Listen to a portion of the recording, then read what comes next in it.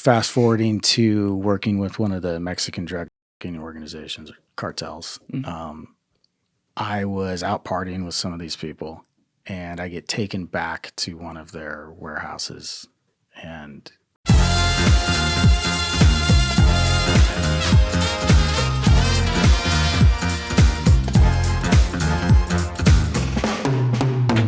it's a rare man who walks in here and makes me feel a little bit insecure in my bling, but holy what is going on your hands right here?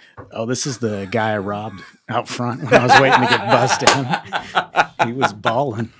I'm looking at him like a lot of people probably had to die for a few of those things. Just knowing what you do. I don't want to put words in your mouth, but it feels that way. It depends on the definition of a lot, but. You're not making me feel better with that answer. All right, well, I've been really looking forward to this one, Matt, because, you know, when I bring in some of the spooky people, it's like a lot of them are diplomatic cover people. They obviously did some cool shit. I have no idea what they say is true or false. There's a lot of things that be floating around there, as you well know. But I haven't, to my knowledge, had in someone yet who is a NOC. And so for people out there who are not familiar with that term, can you just explain what that is? And then obviously we'll get into your story. Sure. It's a broad term that basically refers to anything that isn't official cover, which is mostly what people use. That would be posing as the third secretary of economic affairs at an embassy somewhere, other types of things where you have a diplomatic passport. And so the NOC umbrella is basically anything that goes without that, whether you travel as a businessman or a businesswoman, or also what I ended up getting into, criminal cover as well. But it's not backed by Uncle Sam if you get in trouble. Yeah, so you're completely deniable. Correct. Meaning if you get caught somewhere and they're like, the other country goes, we got one of your guys. We know he's CIA. CIA will be like, no, the fuck he's not. That would be a decision that would have to get made at the time, but there's no guarantee, So. Oh, my God. All right, so you just mentioned it. You were on the criminal side, which for people out there, you're going to hear about it today, but that's exactly what it sounds like. It's essentially you have to go undercover and be an international criminal and claim that you're working with these various organizations, but You're really working on behalf of the United States government. Correct. Okay. So, first of all, you got into this when you were 19? That's right. Yeah. I never even heard of that. How do you get into well, I guess it was NSA first for you, right? Right. Well, I joined the Navy originally. And when I was in training, I got pulled by the NSA to serve in a civilian NSA billet instead of a military billet. And so I was sent over under their authority for my 4 years instead of the Navy. So I think I'm the worst sailor in the history of the Navy. I've never even taken a tour of a ship. So I was just with them the entire time. Where'd you grow up? Alton, Illinois. And that's like pretty close to St. Louis?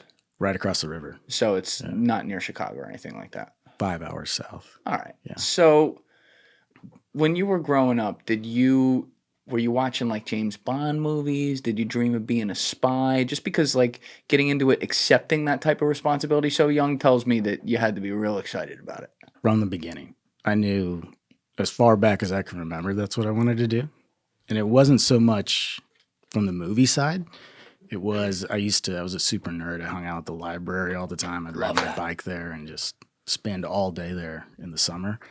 And I think I read every single book I could find on the topic. So that's how I fell in love with it. Like as a young kid. We're talking like 10, 11 even. Even younger, yeah. God, there has to be something there that like snaps where you're just like, I want to do this espionage. I've heard that in some of my colleagues too, that same approach to it. Yeah. So what was your favorite book you read? Like what was the most influential one? The first one was Bob Baer's book, See No Evil, that I can recall. It was really like, man, I want to get out there and do, what Beirut Bob was doing. Yeah, who was Beirut Bob? Yeah, so he was an agency case officer that had worked almost exclusively over there for a long time as a street guy and had more of the aggressive side of all of that. And so I just thought it was super, super cool. And was he a NOC officially, or was he another one that had diplomatic cover? Bob was a diplomatic cover officer, yeah.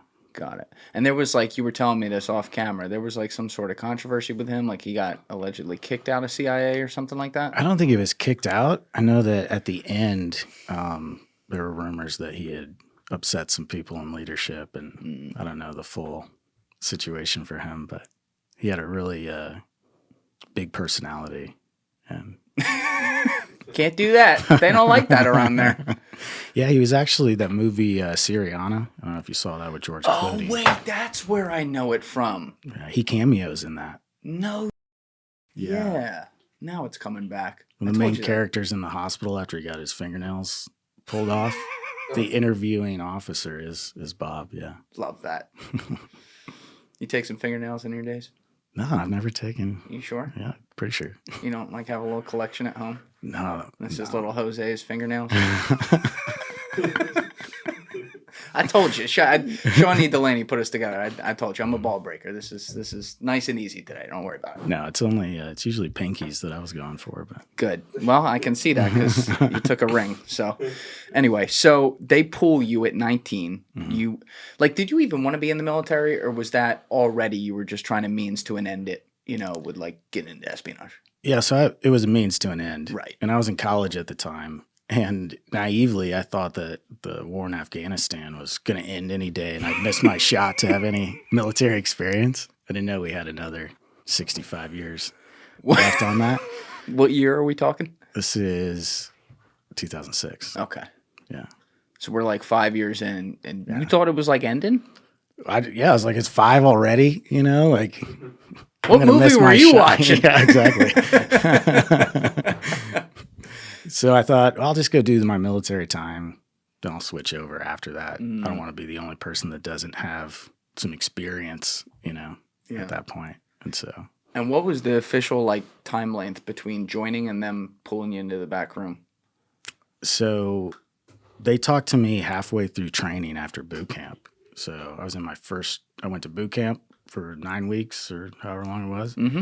And then I went to my first training, and they picked me up there. I never even got assigned to a naval installation. So quick. Now, going into NSA, because I've never seen a track like this before. I haven't talked with people who went like NSA to CIA.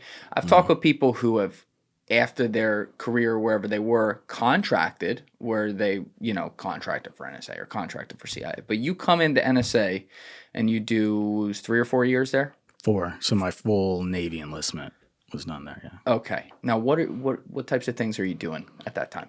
It was split between 2 different things. The first, when I went to Afghanistan, was doing more of the traditional counterterrorism targeting kind of stuff, tracking cell phones for high-value targets and things like that. And then because of a fluke that happened in Afghanistan, I kind of got sidelined into this special counterintelligence program to go support people that were more like what I ended up doing later, case officers and stuff like that, from that signals intelligence side. And so that's how they got to look at me. Now, when you say support them, does that, I don't know, I'm trying to fill in blanks here. Does that include like actually getting out into the field with those people a little bit, or you're kind of supporting them from the office? Both, but not as much the field. Okay. If I was out there, it was to help feed them questions or to pass along information from NSA to help support what they were doing. So it was completely a support role for their main mission. And I'm trying to put the years together here, but you said you got in like 06, so tracking it, you're kind of talking about maybe like 08, 09 right now when you started doing that? Exactly. I went to Afghanistan in 2008, and as soon as I got back, which I think was around the beginning of the year 2009, I switched over to what we were just talking about. Okay. I bring that up because I've now had a bunch of Tier 1 guys in here, whether it be Navy SEALs, Delta Force, Army Rangers. I had the Reaper Nick Irving in here. These were guys who were Dan Corbett from Navy SEAL Team 6. These are guys who were in that theater, Afghanistan, in like the 07 to 09, 2010 years. And holy shit, is this one of the most underreported things I've ever heard about. It was... I mean, obviously it's a war zone, but it was a hellhole of constant firefighting. Ephraim Matos as well. Like, he had crazy stories, I think, from that era, right? Alessi, it's like, what the was going on? Like, why did it blow up that much during that specific period? It was rowdy over there at that time. I don't know why it spiked as much. One of the things was there was a super big operation, a counterintelligence operation that I supported to identify spies that were on the bases. There was a huge infiltration that had happened where a lot of the interpreters were passing information to the opposition. Mm. And so I think that played a lot in it as well. And then there was the hotel bombing in Pakistan at the Marriott over there. Yep. And so that was right when I was there. What do you think made, like, obviously we know how this turned out in 2021 with the end of a 20-year odyssey that just was unceremonious to say the least. But what do you think made it such that by maybe even the mid-2000s, suddenly the Taliban was, I don't know, getting some more, obviously they were using an iron fist in certain places, but they were also getting more support slowly on the ground. Why was that? Yeah, if you look at the transition from, let's say, like Jawbreaker, when legends from my place like Gary Schroen went in there, and pretty quickly they had a good handle Yes. on the place. I think one of the things that contributed to it is we started fighting the war in a different way than that. But also a lot of foreign intelligence services started supporting our adversaries, at the time. Iran was heavily supporting things in Afghanistan against us. And so that was ramping up as we were changing tactics to something that really just wasn't working. I have to tell you about this game-changing product I use before a night out with drinks. It's called Z-Biotics Pre-Alcohol. Pre-Alcohol is the world's first genetically engineered probiotic. It was invented by PhD scientists to tackle rough mornings after drinking. Here's how it works. When you drink, alcohol gets converted into a toxic byproduct in your gut. It's this byproduct, not your dehydration, that's to blame for your rough next day. Pre-alcohol produces an enzyme to break this byproduct down. Just remember to make Z-Biotics your first drink of the night, drink responsibly, and you'll feel your best tomorrow. This is actually also the perfect day to talk about Z-Biotics because tomorrow, I'm recording this on a Thursday, tomorrow I'm going down to Philadelphia to enjoy the parade of your 2024 Philadelphia Eagles Super Bowl champions, and y'all know I'm going to be drinking throughout the day. So I'm going to make Z-Biotics my first drink, and I'm going to have an amazing day on Saturday after all the debauchery is over. So whether it's vacations, weddings, birthdays, reunions, or just a good night out, get the most out of your upcoming plans by stocking up on your pre-alcohol now. You can do that by going to zbiotics.com/Julian to get 15% off your order using code Julian, Julian, at checkout. Pre-alcohol is backed with 100% money-back guarantee. So if you're unsatisfied with your product, they'll refund your money, no questions asked. So remember to head on over to zbiotics.com/Julian and use code Julian at checkout to get 15% off your first order. Thank you to Z-Biotics for sponsoring this episode and our good times. When you say supporting, like basic funding of weaponry and things like that? Even more than that, passing them, what would be our version of classified intelligence to help them fight us. Whoa. And you're fighting in the mountains and the woods out there. You're fighting the terrain as much as the people. Right. Crazy. So some of the guys you're supporting on the ground, are these, I'm just trying to think like what this could be. Like, what are these specifically NSA assets, or are they NSA assets that really are in a part of the military that work on, like, kind of for the NSA? You know what I'm saying? Like what our primary target set was? No, like the people that you were supporting. So these guys that you said were similar to what you ended up becoming. Okay. Yeah. After I got back. Yeah. They were all either agency case officers or in a special program for the DOD. Okay. But they were all case officers that focused on offensive counterintelligence operations. And so they targeted foreign intelligence officers for their primary mission. Without revealing a specific mission or names or anything that's classified, could you give like a high level example of what a mission for one of those guys that you supported on would have looked like? Sure, and I'm going to have to keep this super high. But take your time too. Let's say we were aware of a compromise that the adversary had made. They were collecting intelligence off of us.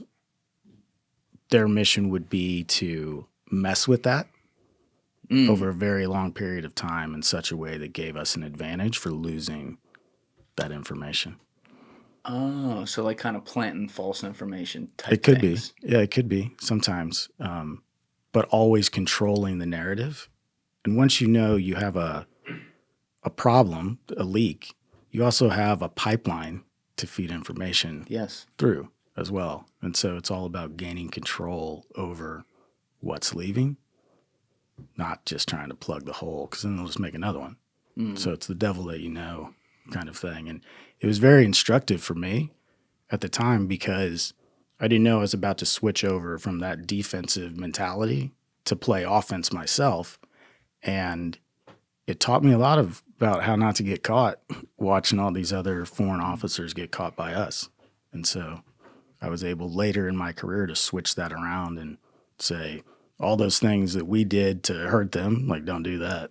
Machiavelli over here. Yeah. Do you have some examples of some ways that those guys would have gotten caught that you picked up on? One of the primary ways is people don't know how to use their communications devices. People don't know how to use phones. There's a lot of terrorists that are no longer with us because they didn't know about that got lead poisoning because they didn't know how, phones work and stuff like that. And so They got lead poisoning. well, yeah. Oh, right. Little. Gotcha. Yeah. So communicating when you're working in that role is always where a compromise can come from. So it sounds like you're working electronics more than anything. You're trying to find ways to trace people. Yeah, at that like point, that. Right? Whether it's email or somebody's phone, one way that people would communicate, a lot in that world is this is an old school one, like a cyber dead drop, right? You log in, leave something in the message folder, and then log out. Well, somebody's got to make those email addresses to issue. And sometimes those people get very lazy at their job. And so those can be little holes to compromise. Wow. Yeah, it is a throwback right there.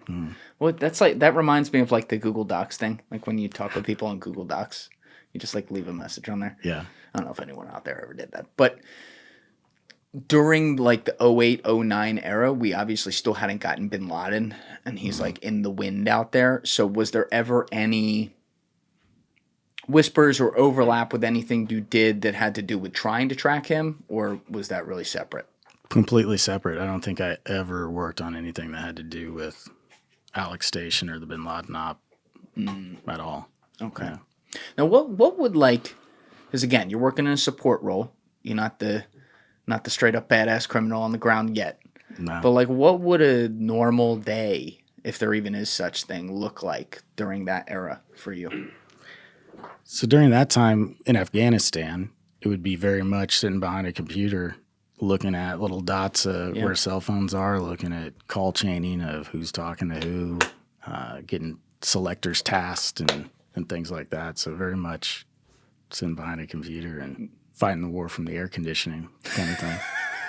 And where are you allowed to say where you were stationed over there, or is that classified?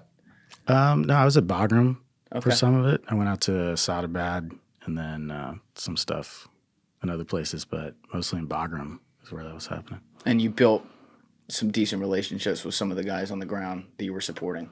Yeah, that was, my primary driver was if I'm going to be in the support role, I'm going to work as hard as I can to make sure they have everything they need and more to get the job done instead of just, cruising through this thing. So. You said you left there beginning of 09, right? Yeah, it should have been right around Christmas is when I took out of. Christmas 08? Yeah. Okay. So I say that because that's right when the administration was going to be switching over. Mm-hmm. So you were there for the end of the Bush administration when obviously a lot of shit was hitting the fan, chickens coming home to roost for the first 6-7 years of their administration. Right. Towards the end. Did you already see like some changes in strategy or complications in what we're even trying to do on the ground before Obama got in there just because of like the backlash that Bush was getting? I didn't see that so much at the time. Obama actually came through when I was out there when he was Senator Obama, and did like a little tour and said hey to everybody. So we knew it was like change was coming up, but You sucked the data out of his phone? no. There was a little hesitational essay. I don't like that. No. So he was touring that, I guess, before he was elected then. Right. And we heard, so I was there right when he got elected. I'd heard about that when I was downrange. Oh, you heard about that? Yeah. I was like, hey, we got a new president. Oh, cool. All Yeah. right. What do you know? Yeah. All right. So you ship out 08. You're still technically with NSA. Mm-hmm. When you were leaving there, did you already know or had they told you in any way that, hey, you're going to be getting in on the ground role now? Or did you still think you were going to be doing desk support type stuff? I thought it was all going to be desk support the entire time. And I was just hating it. I was like, oh my gosh, when is this going to be over? This is not the spy novels. Right. And I didn't know. So in the Navy, the job I had chosen was, it said collector after, right? Intel collector, but it's signals intelligence. And I didn't realize that it wasn't, this crazy, I'm sitting there with like a microphone in some house in Syria, forward tactical stuff. I was like, I'm sitting behind this computer and this is not what I was looking for. But All right. So when you go back, you ship back to America, what happens? So as soon as I get back, I get pulled into this other unit that I was talking about. It was called the Foreign Counterintelligence Activity. It doesn't exist anymore. It's become something else now. Is this within NSA still?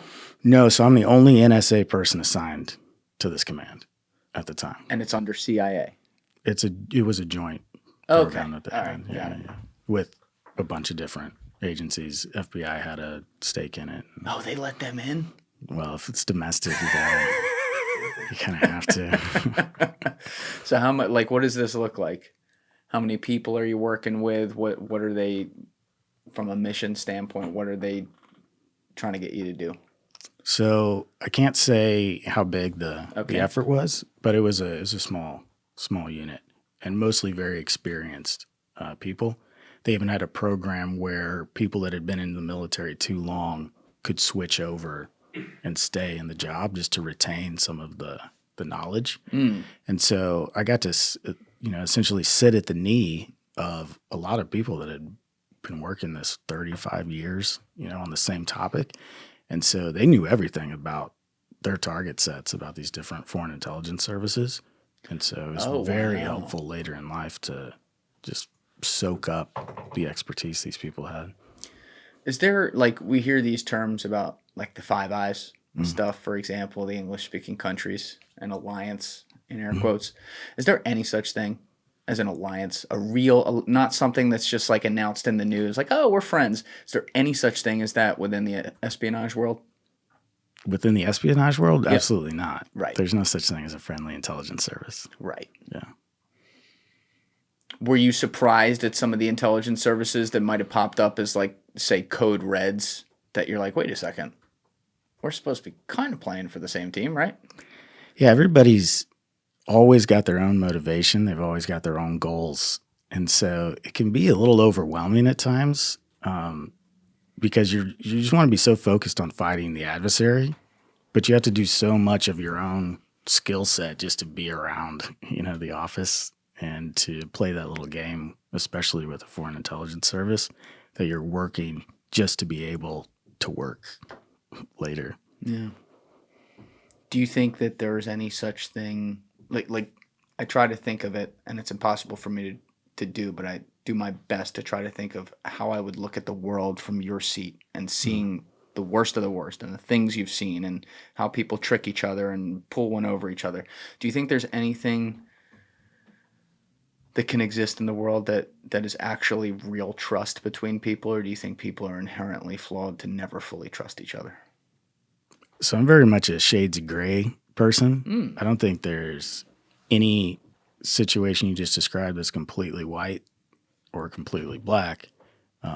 So I would say to degrees, you're always assessing to what degree can I trust this person, but would I say there's ever a no matter what 100% moment? Not that I've ever been aware of. So when you're at this desk, though, that they pull you back to in America, where I guess you're assessing foreign intelligence services at all times. How long did you spend there? So I just did my other 2 years there, a year and a half, I guess, at that point to finish out my tour. And that is once again, in the office behind the desk, trying to track things very similarly skill set wise to what you did in Afghanistan. That's right. And very focused on the communications of the adversary and not so much the physical side I got into later. Now, you had told me very quickly when you first got here off camera that, what was it? You had an uncle who was a psychologist in the CIA. Was that right? Right. He was a psychiatrist. It was actually a great uncle, but growing up, I never knew. It wasn't well known within the family. Yeah, he didn't announce it. No. We didn't have like family parties where he wore, an agency T-shirt or anything like that. But I found out later in life that was the case. Now, was he like involved with a little MK Ultra type stuff or that kind of psychiatrist? And if he wasn't sharing anything with me, but it would have been around that time period that he was Uh-oh. Uncle Chuck. Gotta search the books on that one. Yeah. So you didn't know that growing up, but you did share, as a kid or whatever, with him in earshot that you wanted to be a spooky person. Right. Yeah, absolutely. So, and this is what you told me that was like, I don't know if I've heard something like this before, but you said that, I guess because of that, he started having the CIA analyze you psychiatrically at like 16?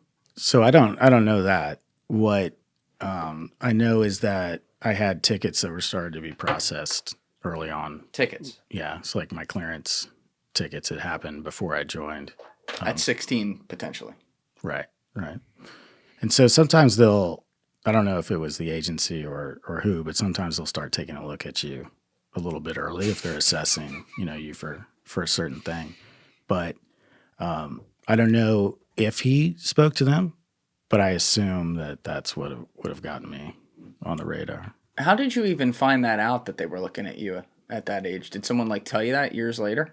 Just it was an accident. So I was actually doing something with a security officer that handles the clearances and all that, and they were looking at me like I was just crazy. And I was like, I haven't even said anything yet. This is going badly from the beginning. And they're like, how do you have like this other clearance that was started, when you were young? I was like, what are you talking about? I was like, maybe it's a typo, but I think it was because I had looked at getting in young. Okay. So you do the last 2 years of your rotation on this desk assessing foreign intel. Yep. As you said, you're still technically with NSA, but this is like a task force kind of thing where you're working with multiple different agencies. Right. How do you get pulled into CIA? So, like I said, it was always my intent to go in the front door and just go apply and get in that way. And so I know a lot of the case officers I worked with were aware of that because I was telling everybody, like, as soon as my time's up here, I'm going to go apply. And so I was approached at that time by someone. How does that work? I can't go into all the details of how that works for my program specifically. You don't have to give the address. I'm just saying. Yeah. Yeah. So before I finished applying, someone came and said, hey, there's an alternate way to get into this. Let's talk about not going through the front door, essentially. You're like, all right, Harry Potter, relax. Right. All right. So you can't say exactly how that was, but does that mean that they were trying to pull you into how do I say this right? They were trying to pull you into the side that is automatically going to be off books, not diplomatic cover. That's why they did it that way? I assume that's part of it. Yeah. Okay. Because like Andrew Bustamante obviously was taken to the farm, the whole bit, kind of the regular way. Jim Lawler, I believe, same thing. Mm-hmm. You're a different story because they obviously identify you and say, all right, deniable. Now, the one thing I'm a little confused with, though, because I'm very unfamiliar with a lot of guys in your role, is that you did have, prior to doing this, you were quite literally in the military and then working for an agency. Right. Which was secret at the time, though. So Okay, so it's off books. the fact that I was in the Navy was known, but that I had been working for the NSA at the time was not public. So that wouldn't be an issue though to make someone a knock when, they kind of came in to the Navy. I told everybody in every, role I had that I was prior military. It's not. Oh, you did? Yeah, it's not necessarily something that's a deal breaker. There's a lot of prior military people that are up to no good, You don't say. all over the world, and so you just lean into it instead of trying to hide it. Got it. But the NSA thing's hidden. It was at the time, yeah. What do you mean at the? Oh, because now you've talked about it, so it's not Right, hidden. Okay, right, exactly. Got it. So they go to pull you into this. Now there's one other guy I talked with who at some point we're going to do a podcast with him.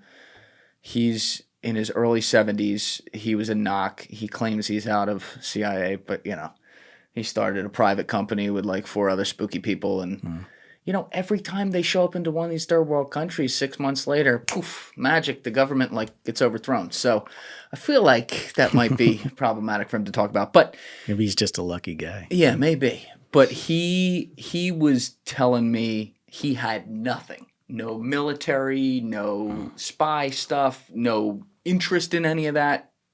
I'll let him get into the story if we ever get him in here. But essentially, he was just pulled aside by someone and said, yo, you got a good personality and you have access to this thing over here, whatever it was. And so would you be interested in doing this thing? And he becomes a NOC. You work the official desk. You obviously came through the military. You work the official desk. You're working as in support. You understand all the language and lingo of all this stuff. And instead of them saying that, oh, this asset we've now invested, say, 4 years in to train in an official capacity, let's make him one of our official guys, they decide to take you off books and say, you got a particular set of skills we like, so we're going to put you as one of the off books guys. What was the reason for that? Did they ever tell you, or did you figure it out? So they never went into all the reason. That's not really how they approach it. But I do know that a lot of it is based on a psychological profile. You really want a certain type of person to be doing the work that I was doing. And the agency is extremely adept at identifying suitability in people and saying, based on your unique psych makeup, this is what you would be suitable for. And so I know that played a large role. What about your psych makeup made you suitable? So without going into every single detail of the profile, because that would be not good for we got a lot of time today. I'm know. Just saying. So to keep it broad enough that somebody couldn't identify other people that might be there. I would say that, as a child, it was very hard for me to communicate with people. I couldn't look somebody in the eye. I had to go to speech classes. It wasn't natural for me. But what I learned to do was to observe the behavior of people around me very well. And if things were going well for them, I was able to mimic, oh, that's what I should be doing to be liked. That's what I should be doing for things to be going well. And so I think it was that approach and doing that for so long that they noticed would be helpful in pretending to be other people, essentially. But fucking Daniel Day-Lewis over here. What kinds of things would you pick up on as a kid that you wanted to mimic? Because I can remember as a kid, I was an only child. It's a different scenario, but I used to have to spend a lot of time entertaining myself and then get dragged to a lot of places with my parents where I had to watch people older than me and shit like that. And I would pick up on all right, this guy's really successful. This guy's an asshole, stuff like that. And I would probably secondhand try more to mimic that guy a little bit. But were there specific traits that you wanted in yourself that you'd say ooh, that guy lights up a room because he does this thing, whatever that is. I'm going to do that now. And then you'd be able to do it?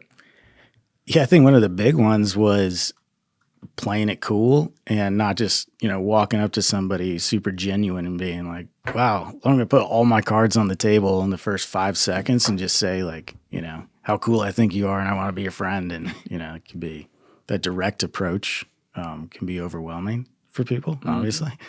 And so I think one of the main ones I learned was that how to slowly come into it and build it, which, can seem manipulative on purpose when you break it down like that. Even if it's your great goal you have is actually be kind and genuine and build a relationship with somebody. But I learned that it's necessary to not, just run up and do that. Yeah. Yeah.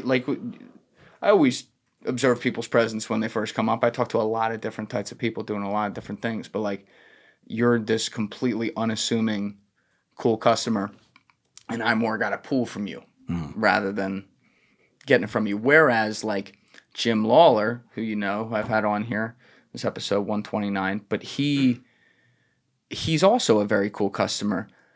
And you do have to pull from him on some things, but he also can then just start spewing stories and take you to another place. Like it's a different, you know what I mean? It's a different lane of what you do.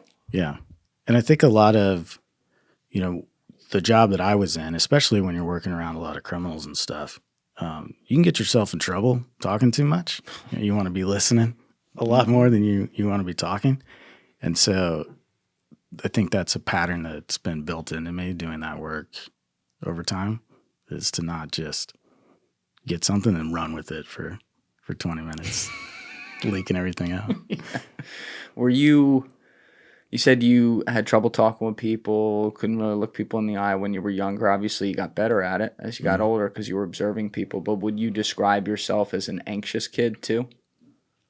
Yeah, I would. Yeah, a lot stressed me out when I was a kid. I was always worried that everything had to go perfectly, and if it didn't, it was very stressful for me as a kid. What was your home life like? So my father worked for an oil company. It was Conoco at the time, now ConocoPhillips. And he was just a hard-working, blue-collar guy that was always at work. We grew up, fairly poor, and so like poor enough to have like popcorn for dinner a couple nights a week. And so that was one interesting element of it. The other was where I grew up was right by East St. Louis, which at the time I think had one of the highest murder rates of any city, in the U.S. And so, you're right there between St. Louis, East St. Louis, and then like super country Illinois. And so these cultures just clash right there in the middle. It can be very violent, but I learned at that age how to assimilate to different types of people and mostly to just not get my ass kicked at the time, but how to read different types of people's backgrounds and say like, well, at least we have this in common. Let's focus on that between each other. Did you have siblings? Yes. Older, younger? Younger. I actually had a brother pass when I was in Afghanistan in 2008. Sorry. I think. Jeez. Were you guys very close? Yeah, I'd say, as close as sorry about that, man. That's all right. Yeah, we were close. You kind of looked out for him growing up? Mm-hmm. So that's interesting that you grew up in such a cross-cultural area where there's so much going on.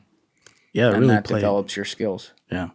Didn't know it at the time, but that played a big role down the road. Do you mind me asking how your brother passed? So it was actually narcotics related. Somebody had spiked his drink, and he was so high that he actually walked off these cliffs. We call them the bluffs on the Mississippi River. Somebody spiked his drink? Mm-hmm.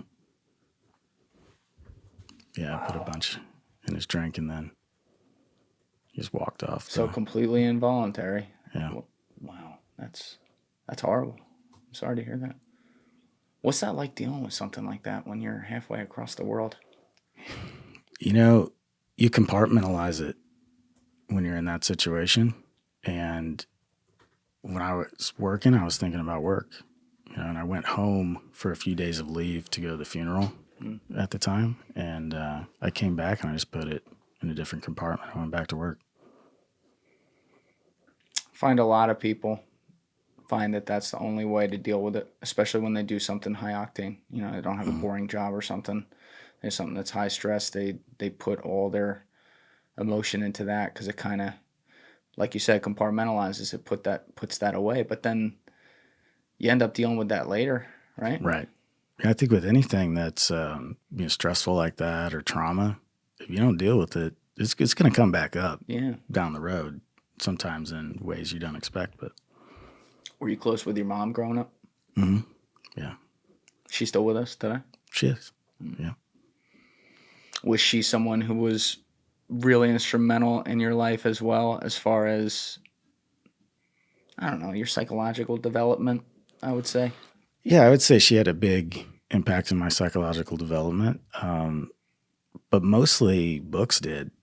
A lot of what shaped me was reading books, and my parents were too busy trying to make money to really, have that as my primary influence. But literature was by. So you did spend, but as a voracious reader, getting yourself out of the house to go do that at the library, like you were saying, even though you had a sibling and you had parents, your parents are out working hard trying to put food on the table. You spent a lot of time alone, it sounds like. Quite a bit. Yeah. Quite a bit. That makes sense. All right. So you get pulled in by whoever the guy is, wherever it is that you can't talk about, to do this thing. Right. Are you able to say what the conversation is like, where they officially tell you, dude, this is going to be totally off books, you're going to be deniable, and this is the darkest of the dark shit? So it's actually not as sexy as you might think. The conversation happened in a bar with the person that recruited me. Like, I knew ahead of time we went there on purpose to talk about it. And it was more matter of fact, like, this is the differences in this program than what you had thought about before or what you'd looked at. This is what that's going to mean. There's the risks that come along with that. And, if you want to do it, this is going to be a big boy game to play. So it's your choice, though. Is there anything that you sign to do this, or is there not even that? Because you're supposed to be completely deniable, but I don't know if there's like a secret repository somewhere for some record keeping. No, it was the same process for that as most, I had clearances, but there wasn't a special, like, now that you're in this, special program, you got to sign away, anything like that, or waive liability or anything like that. No. Right. Now, you had been saying, we got off it a little bit, you didn't want to go into everything that could help adversaries identify here, but there were some things about you that they said made you suited for this. Are there any other traits we haven't talked about that you think would be really relevant to bring up? Yeah, so I'm highly, highly empathetic. I mean, so much so I can feel energy off of people, like if they're upset or if they're happy, I can physically sense it. We could go to a bar right now and I could put my back to the door and have 50 people walk in. I could tell you just by feeling it who the 5 violent people were that had walked in that day. I can sense it. That's interesting. So let me take that a layer deeper to make sure I understand.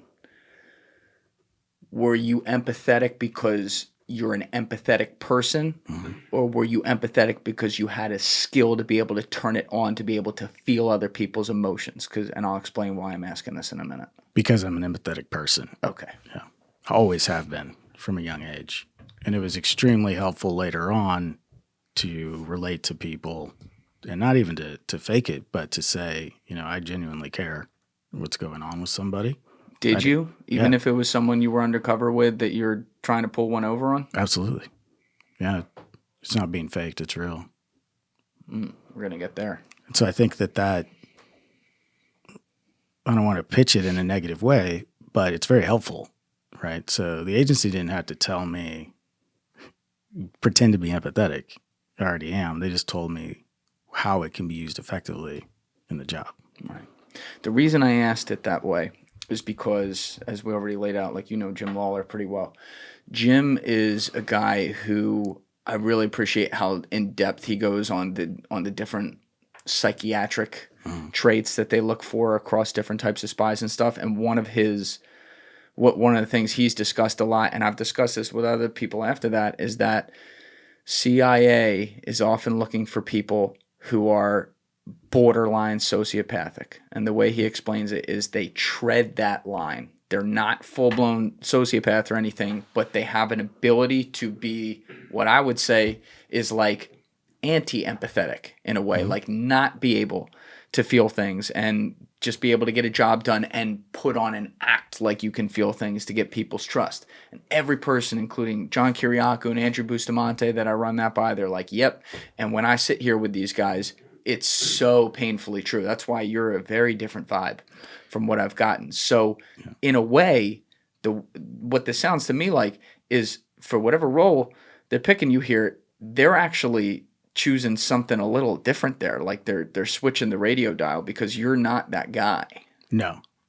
And my mission set was not the stereotypical one that theirs was either. My job was not to recruit, foreign spies. And so there's a little bit of a different mental makeup that goes into what I did compared to, what they did as well. But I can also compartmentalize that empathy if needed, and in certain situations shut it off. But naturally, I'm much more empathetic than most.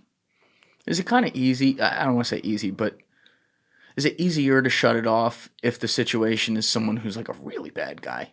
Yeah, absolutely. Right? Yeah. It's like, all right, whatever. Yeah, for sure. This guy gets murked, who the fuck cares? Right.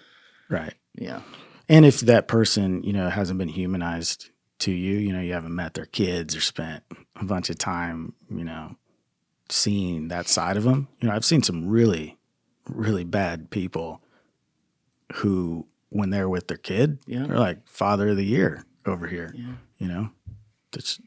They're not completely bad in every area of their life. And so the more you see those good sides of people, the harder it is to turn your empathy off for them.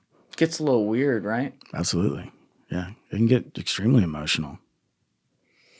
I had Brian McMonagle in here for episode 115. He's one of the greatest defense attorneys of all time. He repped Bill Cosby, got him off, and then quit, and then Bill Cosby got found guilty when the next guy repped him. But, I had known this guy all my life because he was from my hometown. Okay. And he's the most, when you want to talk about like one of the morally greatest people ever, it's him. And you would never think this because the guy's this high-powered defense attorney who, I swear to God, sorry, Brian, 90% of people he's fucking defending are guilty as sin. And sometimes he gets them off. But, to his credit, he really talked a lot about this and kind of the human battle you fight with that. And obviously he believes in putting the government to the test. And, when they win the test, great. But, one of the things you really talked about is for some of the people that are just the worst of the worst, like think the worst crimes that he's had to represent, he's like, you'll sit with them for hours, going over the case or whatever the fuck you're doing, and they'll do these things that are so human. Yeah. And suddenly you realize it's in there. All right, they're really bad. They do this thing. That's not good. But like maybe there's something okay in there. Did you ever, we're going to get into your story, but just on a broad context here, did you ever sit with some guys where you developed this empathy, you knew they were really bad and some of the things they do, but then you'd see this side, maybe it's with their kids or other things, and say to yourself, maybe this person's savable? Yeah, sometimes you think there's no helping this person. But yeah, sometimes there was one guy that comes to mind. He was a meth dealer, and when he was also a user, and when he would use it, he did some horrific things to people. And he had, I think she was 4 years old at the time, his daughter, and he was like the father of the year with her. And so I always thought, I've seen this good side. I've seen that you can, give a shit and care if you want to. He just chose not to. But I've seen people that, no, they're not switching. There's nothing there. Yeah. All right. So did you have any hesitation accepting this role? Like, did you think about it? Like, maybe I want to go diplomatic side. What was that like? No. In fact, I was trying to like play it cool on the inside and like, maybe this is a test. I don't want to just be like, hey, where I sign? Like, let's do this. Can we do it right now? I was like, maybe I should ask more questions, and seem like it's not so easy for them to get me, but we'll do it live. Yeah, basically. Okay. Yeah. All right. So, and you might answer this. I forget.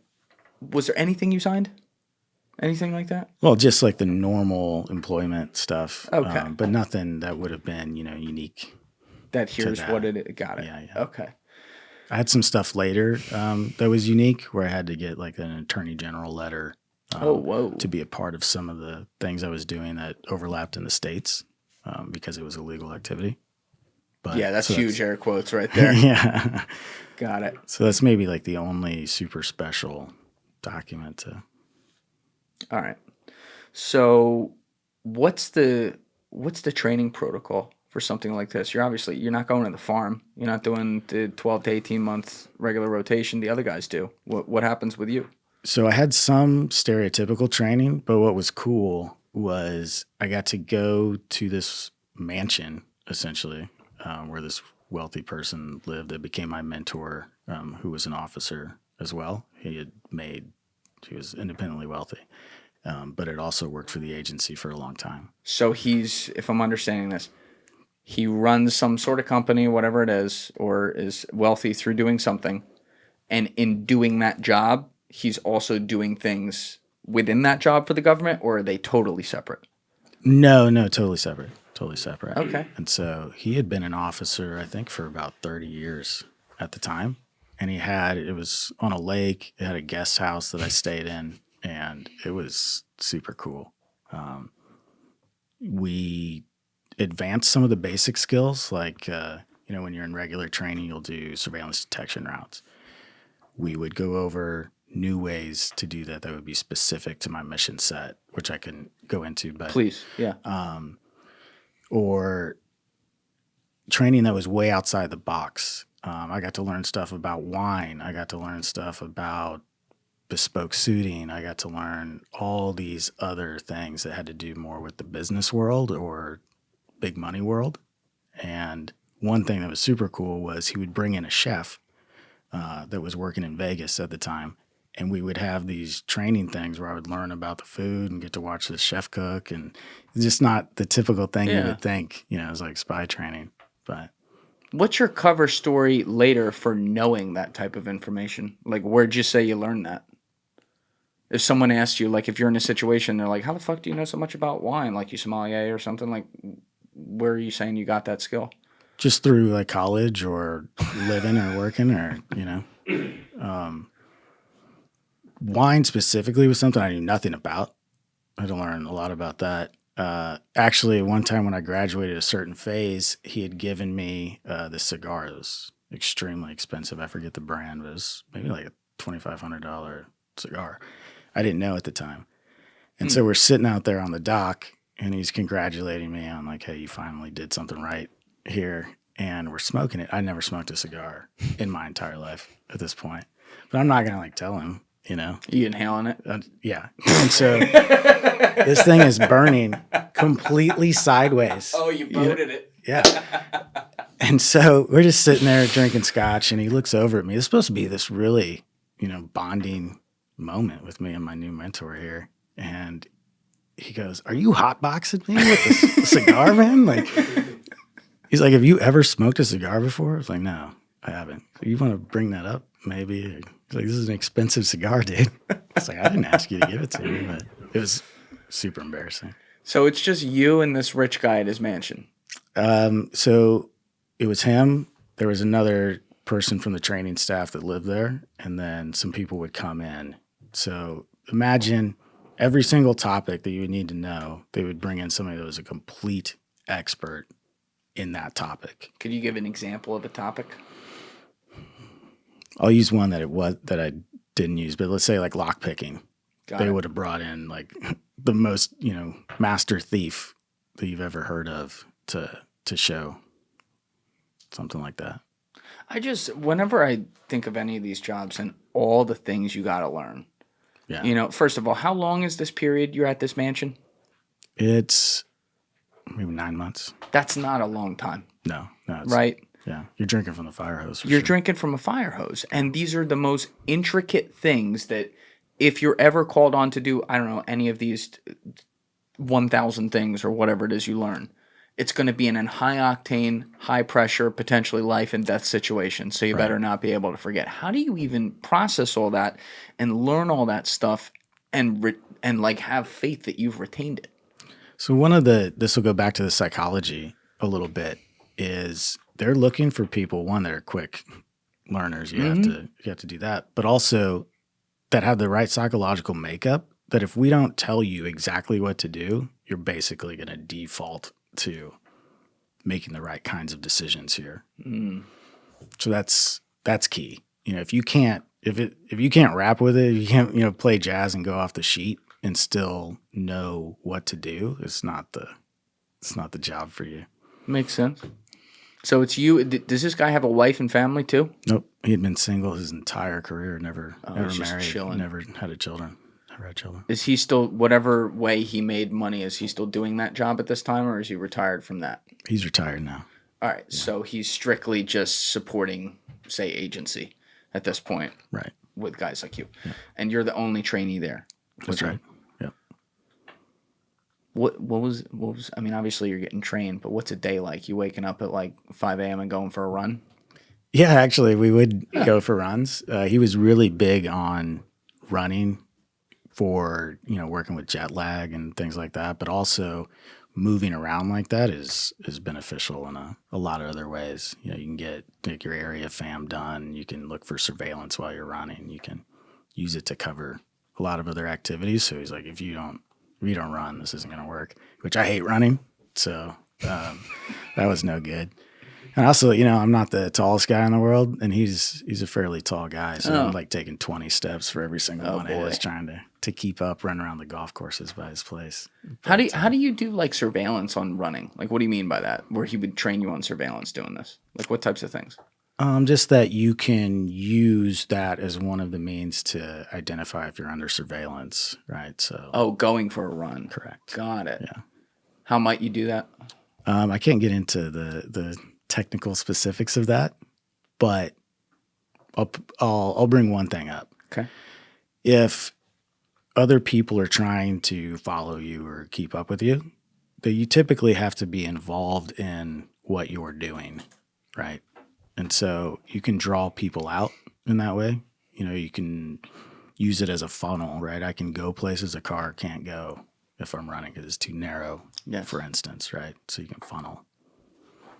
So maybe if you're going for some 10-mile run one day, he could run a scenario where out of nowhere he goes, all right, car coming on the left, where are you going? That kind of thing. Sure. Yeah, you can come up with a lot of scenarios from it. And that's a lot of what the training was different scenarios over and over and over. It was also very much building my persona that I would use as cover, my personality.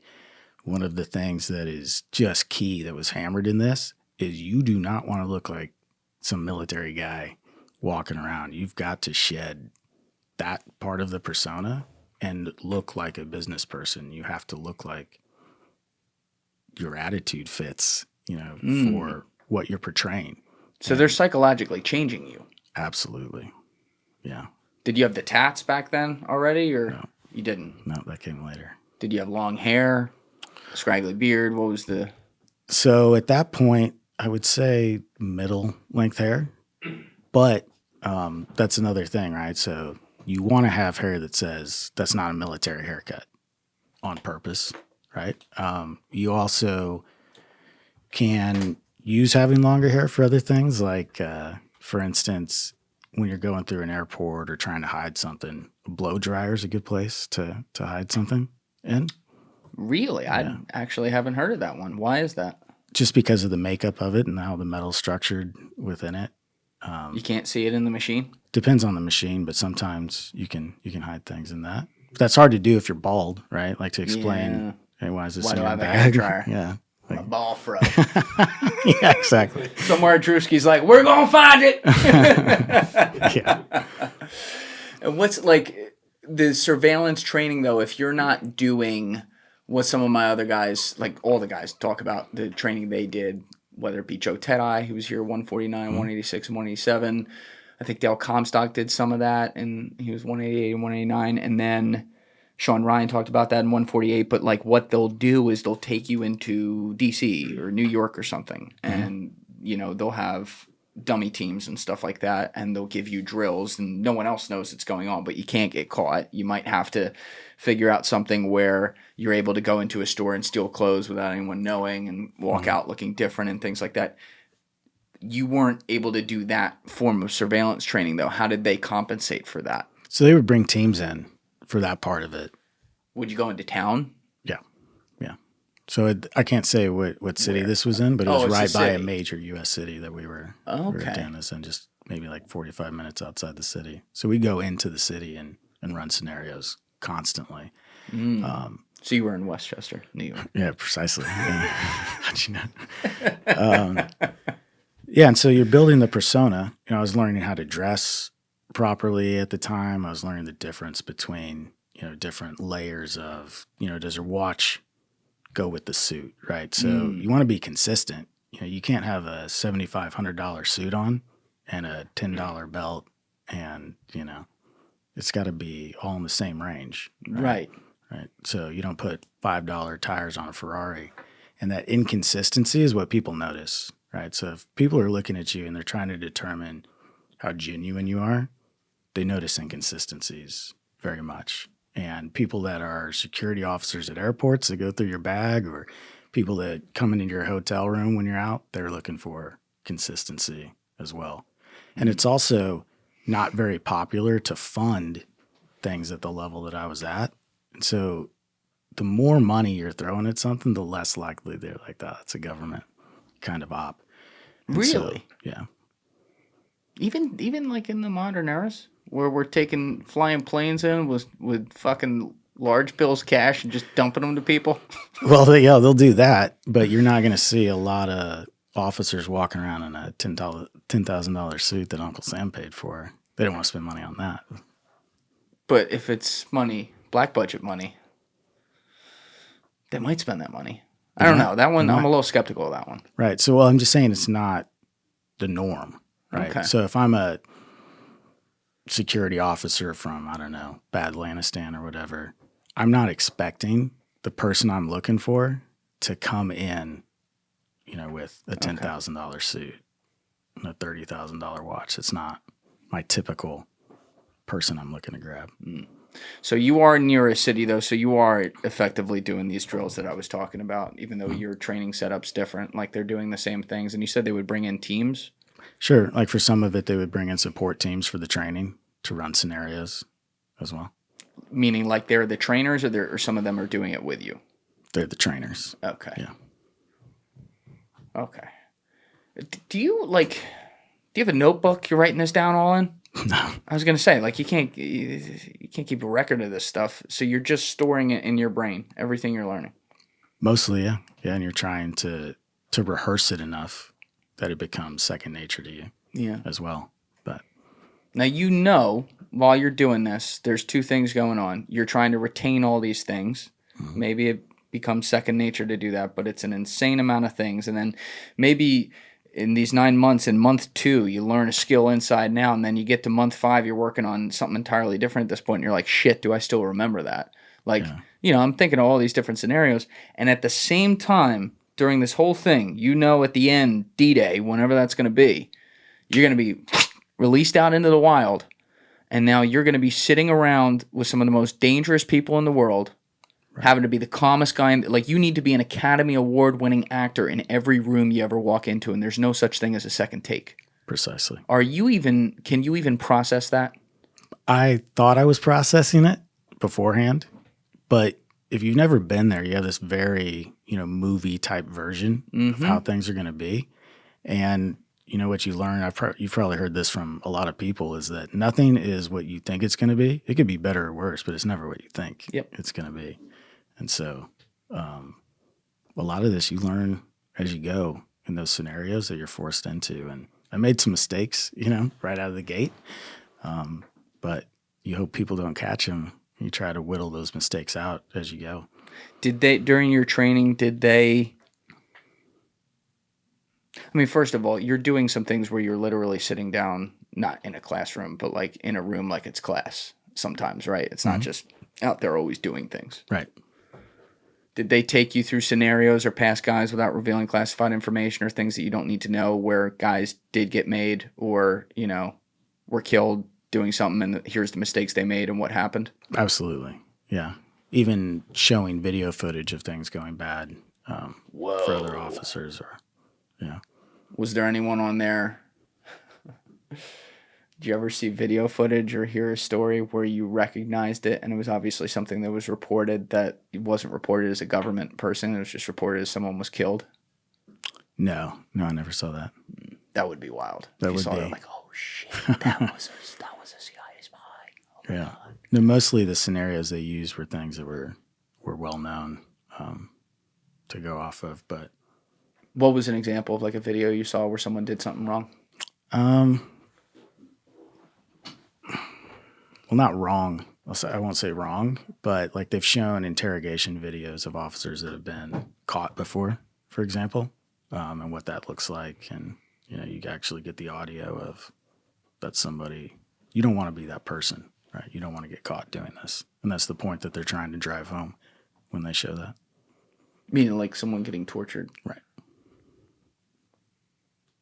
Well, that's another thing. Did they train you for the scenario where you do get caught and how to deal with torture? Sure, but just like any, SEER school. Yeah. Yeah. So you effectively did your own SEER school. Correct. And I had some training in the military along those lines as well. And then there's, some more, I don't want to say like advice you get in the program that I was in because it's very different. You're not just trying to wait, Yeah. until the ambassador shows up or something like that. So, For sure. They do any fun shit? Bury you in a box? no, nothing like that. Nothing No, like that? No. God, that's like my ultimate nightmare. Yeah. So you got to watch video, though, where people have some of these things happen to them. Mm-hmm. Or audio. Some of it, we'd collected that was just audio of things going bad. But you learn pretty quick that you need to be a serious-minded person to do this. It's not a joke. It's not a movie. And people take it seriously, and you should too. Well, the other thing is that a very endearing, probably the most personability-wise, I don't think that's a word, but you know what I mean, endearing quality that someone can have in building rapport with another person is the ability to make other people laugh. Yeah. Right? Like just, being not necessarily a comedian, but someone who can be funny or quick-witted and things like that. And yet, I would imagine when you're in a role like this, it makes it harder to be like that because you are, even if you are able to get outside your body a little bit and forget exactly what you're doing and just focus on the present moment, the stakes are always high. You're so worried about making mistakes and all your training set in. It's like hard to be funny, I would think.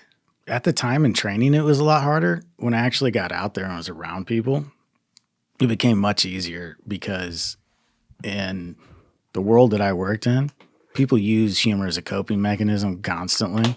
Yeah. And so, you learn to be sitting in those bars and crack a joke to get somebody to de-escalate, right? So like if somebody's getting really upset, sometimes a joke is the difference between sitting back down and having a beer with that person or them, getting very violent. And so you learn to use humor as a de-escalation tool pretty quickly. Mm. And that sounds like it's obviously more based on the experience, like actually being out there and feeling it rather than what you're being trained on. Yeah, you got to be in the moment. And then sometimes you look back and things that seemed really, really serious at the time were just, hilarious. Like, I'll give you one example. I think it was my first or second thing I did after training. And I'm somewhere in Africa. And I had just met with somebody. I've got a backpack full of sensitive information on me. And I'm in the lobby of this hotel. And I go into the restroom. And these two guys walk into the restroom behind me, like at the same time. And so it's a little weird. Then one goes to the sink, just stands there at the sink. The other one goes, over to the stall. And so I pick like a further sink away from this guy after walking up there. And it has like, those places that have cologne, just like tons of cologne, for you to use. It was like that. And one of the guys grabbed one of them and sprayed the cologne like right in my eyes. And I got into a fight with these two guys and they're trying to take this backpack. And I'm thinking at the time, they know what's in it. They're trying to steal this. I just got out here. I'm going to ruin everything right now. So I get into a fight with them in the restroom of this hotel. And after that's over, I leave and I go back. My mentor's with me on this op. Oh, the guy from the mansion? Yeah. So we worked together initially after shit. that, like kind of like a training wheels, cut your teeth scenario. We'll come back to this, people. Don't worry. But I want you to finish this. Yeah. And so I get back and I don't realize I have a little bit of blood on me and I smell horrible. Like it's just the worst cologne you've ever smelled, ever. And he dumped it on you, effectively. But yeah, basically. And so I get back and my boss, my mentor, he looks at me and he's like, why do you smell like fucking patchouli, man? Like no concern for me bleeding, at all. I thought I was going to get this big pat on the back and it did not go that way. He wasn't very happy. But you took two of these guys. Well, I was like, man, I'm going to get a handshake for just Jason Bourning these guys in the restroom. What did they look like when you left them? Not like that. I don't recall. Not good, right? Maybe as bad as me because according to his face, I looked like I'd just gone 10 rounds with Tyson because he was just shocked like this. Oh my gosh, why are you walking back over here after this face? So he never let me live that one down. Did you get pretty much all your hand-to-hand combat training during those 9 months? Or had you had some previous with NSA military? I had done stuff privately. You would be surprised how little hand-to-hand training people in these scenarios get. Really? Yeah. So you'd done some privately? Yeah, I had boxed some privately. I did jiu-jitsu a little bit on my own. But there was definitely no ninja training, for, going fisticuffs with somebody in an alley. Mostly the training that I was in was situationally based, like high-risk meetings, how to be reactive, how to deter aggression, how to not end up in that situation is mostly what they focus on, not so much because it takes so long, right? Like if you look at somebody like Jason Bourne in the movie, to be able to fight like that, it would take decades, right, of training every single day to be able I thought to you were do Jason fucking Bourne. I'm disappointed. No. I'm sorry to let you down. I think he's the next interview. I'll just get the heck out of here. So they didn't spend a lot of time in those 9 months teaching you that. That is a bit of a surprise to me. No, they teach you that you need to be aggressive, right? Mm-hmm. They teach you, essentially what we refer to as reverse life saving, right? So if you're going to save somebody's lives, it's the ABCs, airway, breathing, circulation, right? So if you want to hurt somebody, just do the opposite. You want them to not be able to breathe, right? Step on the trachea. Yeah, you want the blood to not be able to do what it's supposed to do. So it's just the concept of it is helpful. Did you ever find out who those two guys were? So, of course, there was a review that was done. Like, we're trying to figure out, well, how did they know? Is this is this op blown? And it turned out that the hotel that I was in was really big in the rough stone trade there in Africa. And so a lot of people would come from the Near East, stay in the hotel, go to the bazaar, buy stones, and then mule the stones back. And so we assessed that they thought I had a bunch of, diamonds in my backpack and were just trying to rob me. Okay, so it wasn't an intel breach. It was just a coincidence. Right. Okay. And that it taught me a lesson very early on, which is you don't have to look out just for what you think the problem is going to be, right? Or your cover. You have to look out for anything that anybody could mistake as a problem, right? So just because they didn't think that I was an agency officer with classified material did not mean that I had not projected something that got me in trouble and could have potentially compromised that. Sure.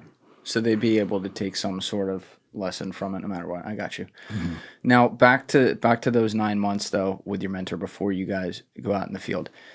During this time, did he, I don't know, like what the protocol is here with him having to still be classified around you, even though he's your mentor. Like, was he able to give you intensive details of a lot of his previous experience and places he was and things he did? So you were able to be read in on all that? Yeah, he'd been in Nicaragua. He worked that stuff down there. He had actually been in Cuba as well at one point. Whoa. Yeah, he was a legend. This guy had done a lot, and he'd worked in Eastern Europe heavily as well. So Whoa. he had a lot of experience to pass along. Yeah, and you can't really tell these stories, obviously. No. From a 30,000-foot view, though, are these... I would imagine he's doing a lot of different scenarios, but could this be everything from being a fake arms dealer to... Oh, Yeah. okay. All right. Nailed that one quickly. Yeah, good guess. Yeah, so like I said, I wasn't predominantly doing the recruitment part, right? And so what I was being trained to do and what my primary role was twofold. One, I moved money for the government overseas to support operations. You were trained in these 9 months to do this specifically. Right. Essentially to become a legal money launderer for the U.S. government. And then the primary goal was to buy foreign technology that we were interested in, or foreign military technology, or weapon systems that other countries were developing, and then get them back to the United States. Okay. You ever seen the show Breaking Bad? No. You never I know exactly what you you're know what it talking is. about. But you know you ever hear Saul Goodman, the the lawyer lawyer, in there? right? Yeah, Better Call Saul. Yeah, and they later had a show, Better Call Saul. Yeah. So one of my favorite scenes in Breaking Bad is when he's sitting in his hokey lawyer office and explaining money laundering to Walter White, and he's like, "What do you mean you don't understand? All right, money laundering." He takes out a cup. He's like, "So you take a whole bunch of these toothpicks." Right. So- the nail salon thing, Yes, right? Yeah. yes. All right, so I've seen some of I this. saw the clip, yeah. Okay, saw it conveniently. Yeah. Right. Another money launderer watching what the professionals do. So in a Better Call Saul, like, simple man scenario, Yeah. how would you explain the money laundering you did to the layman and to all of us out here? So money laundering, first, the steps in money laundering are not illegal, right? Supporting an underlying crime is what's illegal, Right. right? So you could move your legal money all over the world through trusts, like you could do whatever you want. That's not wrong. But it usually always follows the same 3 steps: placement, layering, and integration, right? So let's say you've got a bunch of money that's from selling dope. You want to get it into the banking system. You have to take it from bulk hard cash and get it into the banking system somehow. Then you want to move that around and separate it from its original source so nobody can tell the origination of those funds. Mm-hmm. And then you want to be able to spend it. And so if you're doing what we would call covert finance operations, we don't call it money laundering, we call it covert finance. You got a nice name for it. Yeah, it's catchy. Yeah. The government is starting with this money. It all says Uncle Sam, essentially on it.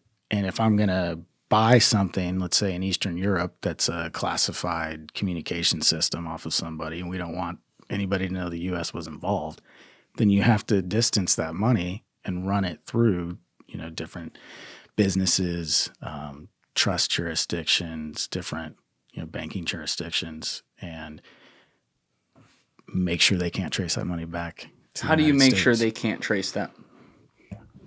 Isn't everything technically traceable if you follow the pathway correctly?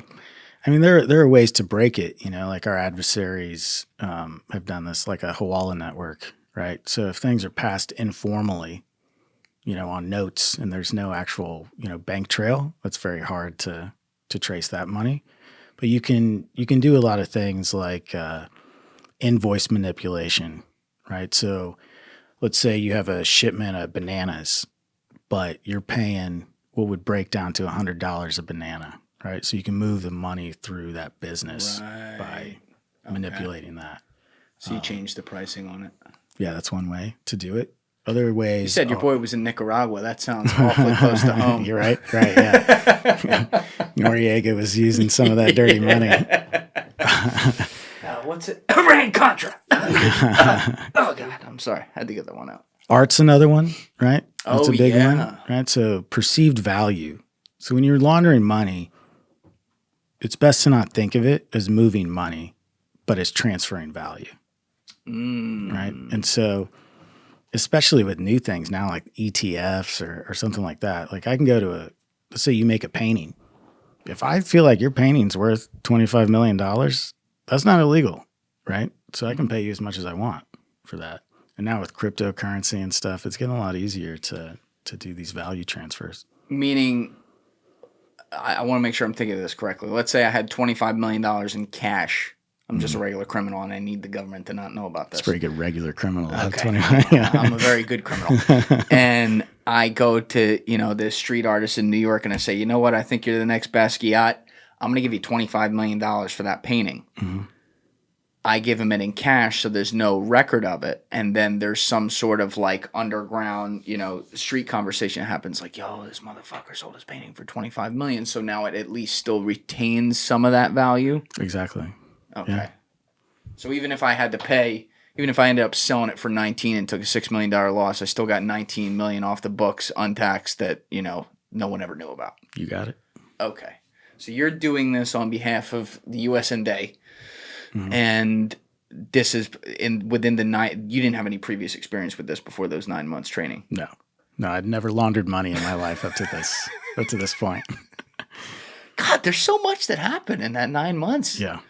So that would be like one of the experts I said that came in. Somebody Yeah. knew exactly what they were doing on this I hope topic. he did. Yeah. Was his name Matt Cox? No. No, it wasn't. Are you doing any of that like con man stuff though, where you're also making fake documents Yeah, and like forging stuff. Yeah, Yes. especially for the logistics, right? So you're either using logistics networks that have been set up, companies that you're moving things through, but sometimes you're gonna actually fake, what's in a package, right? You're gonna label it as something else. You can also fake like an end user certificate, right? So if I'm going to send something from, let's say, hypothetically, North Korea, right? Hypothetically. Yeah. And it's going to come back here. Technically, the end user is within the United States. Well, you can't put that on the label at customs at the time, right? So you got to fake an end user destination and then maybe send it to Singapore, go pick it up, repackage it, and send it again from a jurisdiction that wouldn't be upset about something going to the United States. Okay, so I get it. It's a logistical problem. Yeah. Now, you're coming into this, though, in like 09, 10, 11. We're really starting to get into digital age. Was that making things difficult? It was making things a lot easier, right? Really? So I was super early on using Bitcoin to do this. Back when it was like... That's how he has the ice, bro. That's how he's got Right. it. I understand. You're laundering your Bitcoin and that fucking boulder on your finger. Okay. All right, so you're using Bitcoin in like the earliest days. Close to the earliest days when it was just several $100s a coin. And, back then, I don't know if you're dealing with it in the early times. No. But you could meet somebody anonymously, like physically, and buy it off of them. They could transfer the coins to you for cash.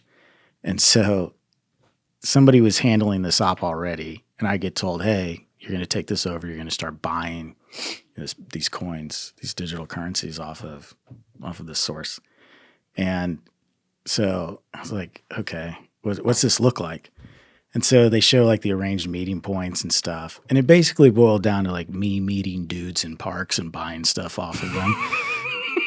And it wasn't as sexy as I was hoping to get into. It's like, oh, you're not here for the glory hole? Oh, no, that's over there. It's 2 benches down. Yeah. No joke. I mean, some of these people that I was meeting to buy this off of were probably moving down to the glory hole as soon as I gave them the cash. So you meet some interesting people in this line of work. But it was completely anonymous to do so, at the time. And then you can move digital currency across jurisdictions so easily. Yes. Even now, you could get an encrypted thumb drive with a hidden compartment on it, put your cold storage wallet on it, and walk through any airport in the world just fine. It's a lot higher limit than $10,000, in cash that you're carrying on you. You're not doing any favors for the conspiracy theory about the NSA creating Bitcoin because you come from the NSA and you're using Bitcoin in the earliest days. If I had invented it, I would not. I didn't say you invented it. Yeah. But, maybe your friends over there. I don't know. We're doing a little Satoshi Nakamoto. They should have hooked me up more if they were my friends. I guess. But that's crazy. You were using it as they were using it this early as a mechanism to move things around. Did you end up using that with some of the high-level criminals later? Absolutely. Oh, wow. Yeah. Especially the ones that didn't know too much about it. They weren't very tech savvy. They would never be able to tell that they were signing up for stuff that could be like super traceable by getting involved in it. Oh. Yeah. Because I would have all the wallet numbers for Oh, yeah. their activity. Yeah, it's crazy. My friend Andy Greenberg actually wrote a book about the traceability of this stuff. He's a long time reporter for Wired. He's been deep in. I mean, he was like the first guy to talk with Julian Assange, like in person on an interview. He was the only guy to interview Dread Pirate Roberts, Ross Ulbricht, when he wasn't caught. Interviewed him from behind a computer, and he wrote a book a couple years back at the end of 2022. Can we actually get the name of that, Alessi? It's escaping me. I want to give a shout out, but he demonstrated all these cases from all different government agents where they were able to track all different types of cryptocurrencies that were supposedly untraceable around the world and make all these cases. There are ways. Not Sandworm. It was the Tracers in the Dark. That's it. Okay. Yeah. I'll have to read that. There are ways to move it in an untraceable way, but they're not very well known ways. Yeah. And so a lot of people are getting caught with that right now. Oh yeah. Did you get to have a conversation?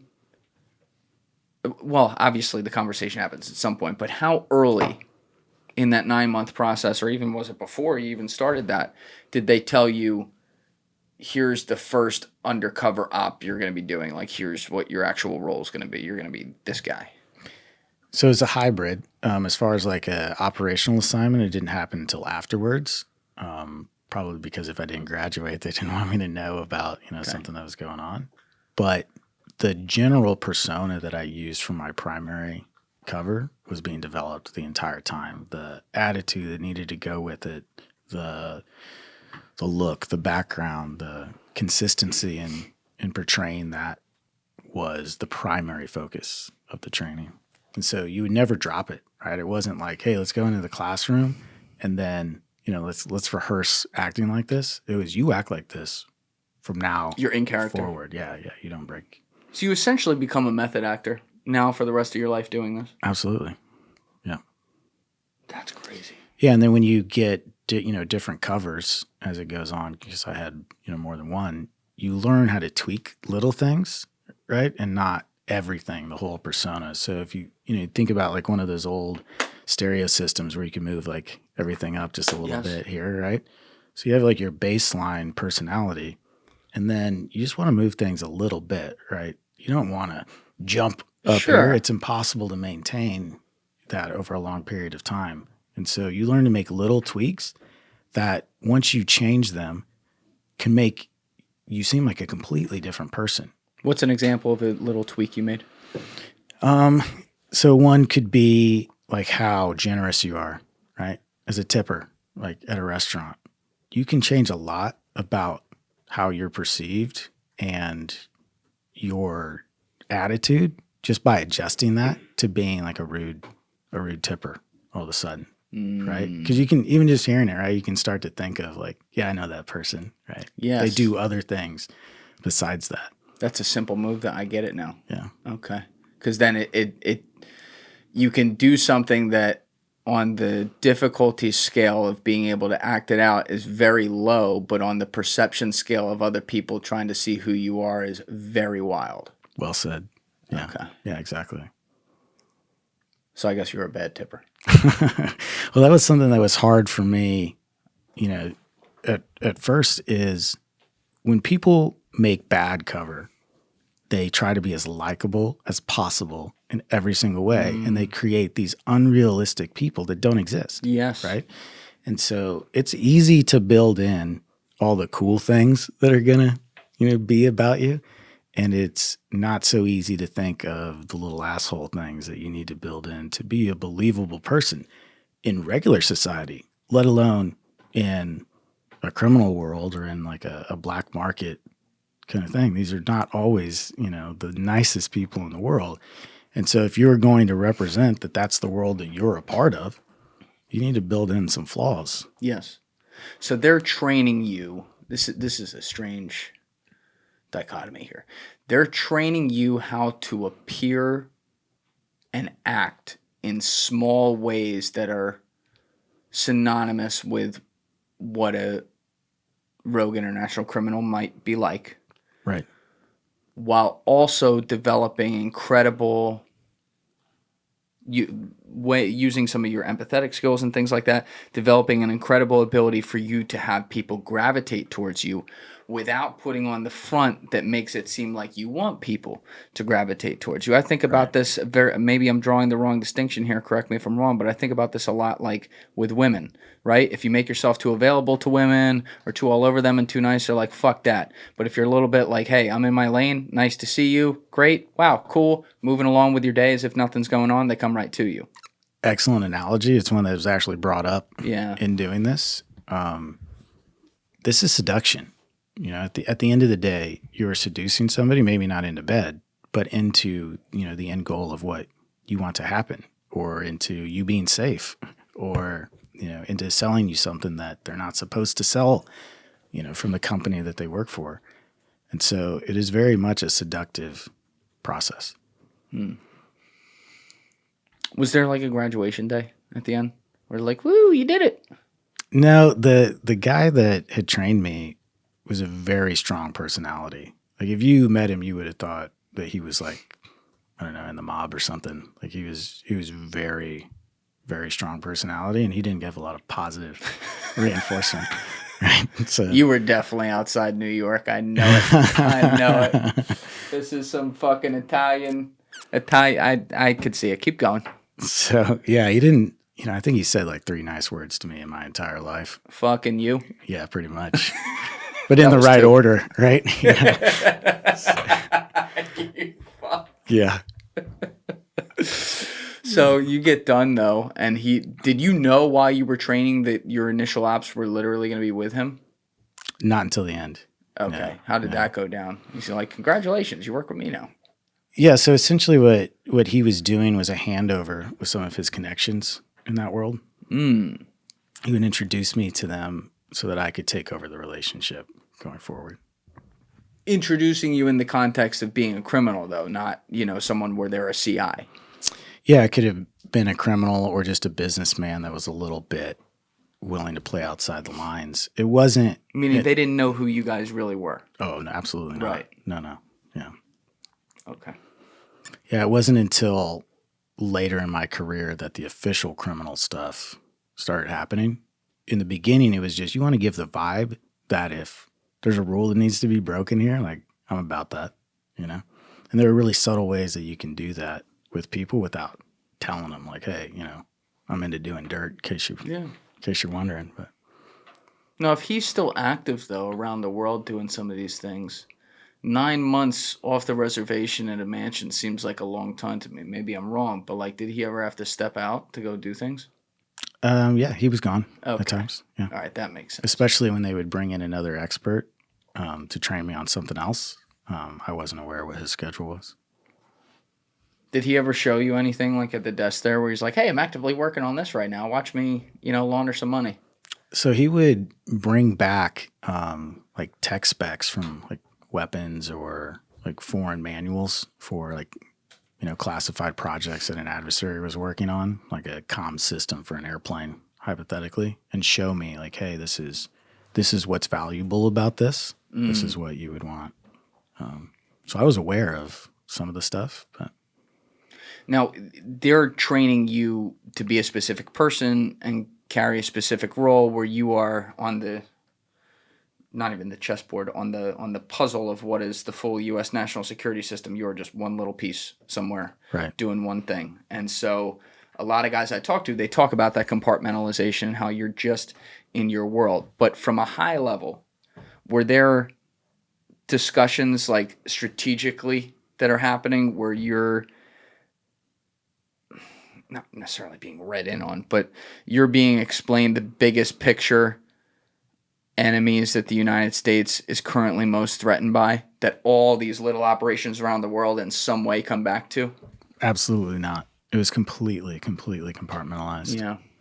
At this period of my life, there could have been something going on that every single person knew about on the news that I might be oblivious to. I was so pigeonholed into what I was doing and where it was. how were you with like technology? Obviously, you mentioned you're using some of it, whether it be to move Bitcoin and stuff like that, or to create some digital differences and stuff. Like, how good were you with different, I don't know, like spooky high level gadgets that would be cool to me? Yeah, so the NSA background helped a lot with this, and then I had an educational background. My first degree was in cryptology, so for covert communications, right, or things that we would do in that, I had a background for that already, so that helped quite a bit. Oh yeah. But I'm not like a computer hacker or anything like that. That would be outside my wheelhouse. Did you get to do any cool disguise work during this time? Like, we hear the stories about the masks and the things that CIA had. I mean, they had it 30, 40 years ago. John Kiriakou talked about it with, John Mendez and some of the things they had back in the late 80s, early 90s. And he explained, like, him using it and how indistinguishable it was from a real person. Did you get any of that during this time? So we worked with, like, close and, a little bit of it. But what might surprise you about the program that I was in is how low tech we did stuff. We were running things close to how like the OSS did it, in World War II. Wow. Just to stay off the radar. Right. So it's very important when you're going out on these operations that the security service does not pick you up in the beginning. Right. You probably heard like the term going black, right? Where people are under surveillance and then they ditch surveillance and they do something. Yep. In my program, you don't do that. If you're under surveillance, you don't do stuff. You stay under surveillance. Yeah, you're not going to be able to conduct your operational act. Like, it's not the same approach to that problem. Can you explain that a little more? I'm a little lost on that. So if you are in foreign country X, let's just you're in Russia. Let's make it simple. And you realize you're under surveillance. Andy Bustamante walked me through the 3 types of surveillance. What was it, Alessia? It was like track to something, track to whatever, track to catch. You know what I'm talking about? Yeah, so we have the term, it's like a PBG, right? Patch, badge, and gun, right? You're always looking at the different levels of the security service, right? So here we'd have like a local cop. We'd have the FBI, right? Like, there's different levels to it. And in what I did, if you were being observed by them, you're not, this is no bueno, right? So the trick is to not get looked at, not try to defeat them once they're looking at you. But if they, were you ever in a scenario where they were looking at you? I was in a scenario where I was pretty sure that was happening. How did you determine that?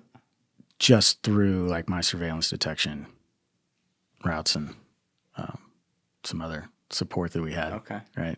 And so we were fairly sure that I was on the radar. It was probably because I was associating with criminals, right? And so like this country's version of the FBI is looking at me. And so, but if you don't know, right, you don't go through with what we would call the operational act. Like, if you don't know if you're being watched or not, you don't go through it. You just do nothing. Yeah. How do you make Come that back excuse? and do it later. Yeah, how do you make that excuse, though, to people you're working with? So, like, if I was going to go buy something. Sure. With a so criminal. you use the truth as the excuse, right? Like, yeah, I thought I saw some cops following me. I didn't want to bring that heat. Got it. Okay. I don't have to tell him, I'm very good at determining if they're following me.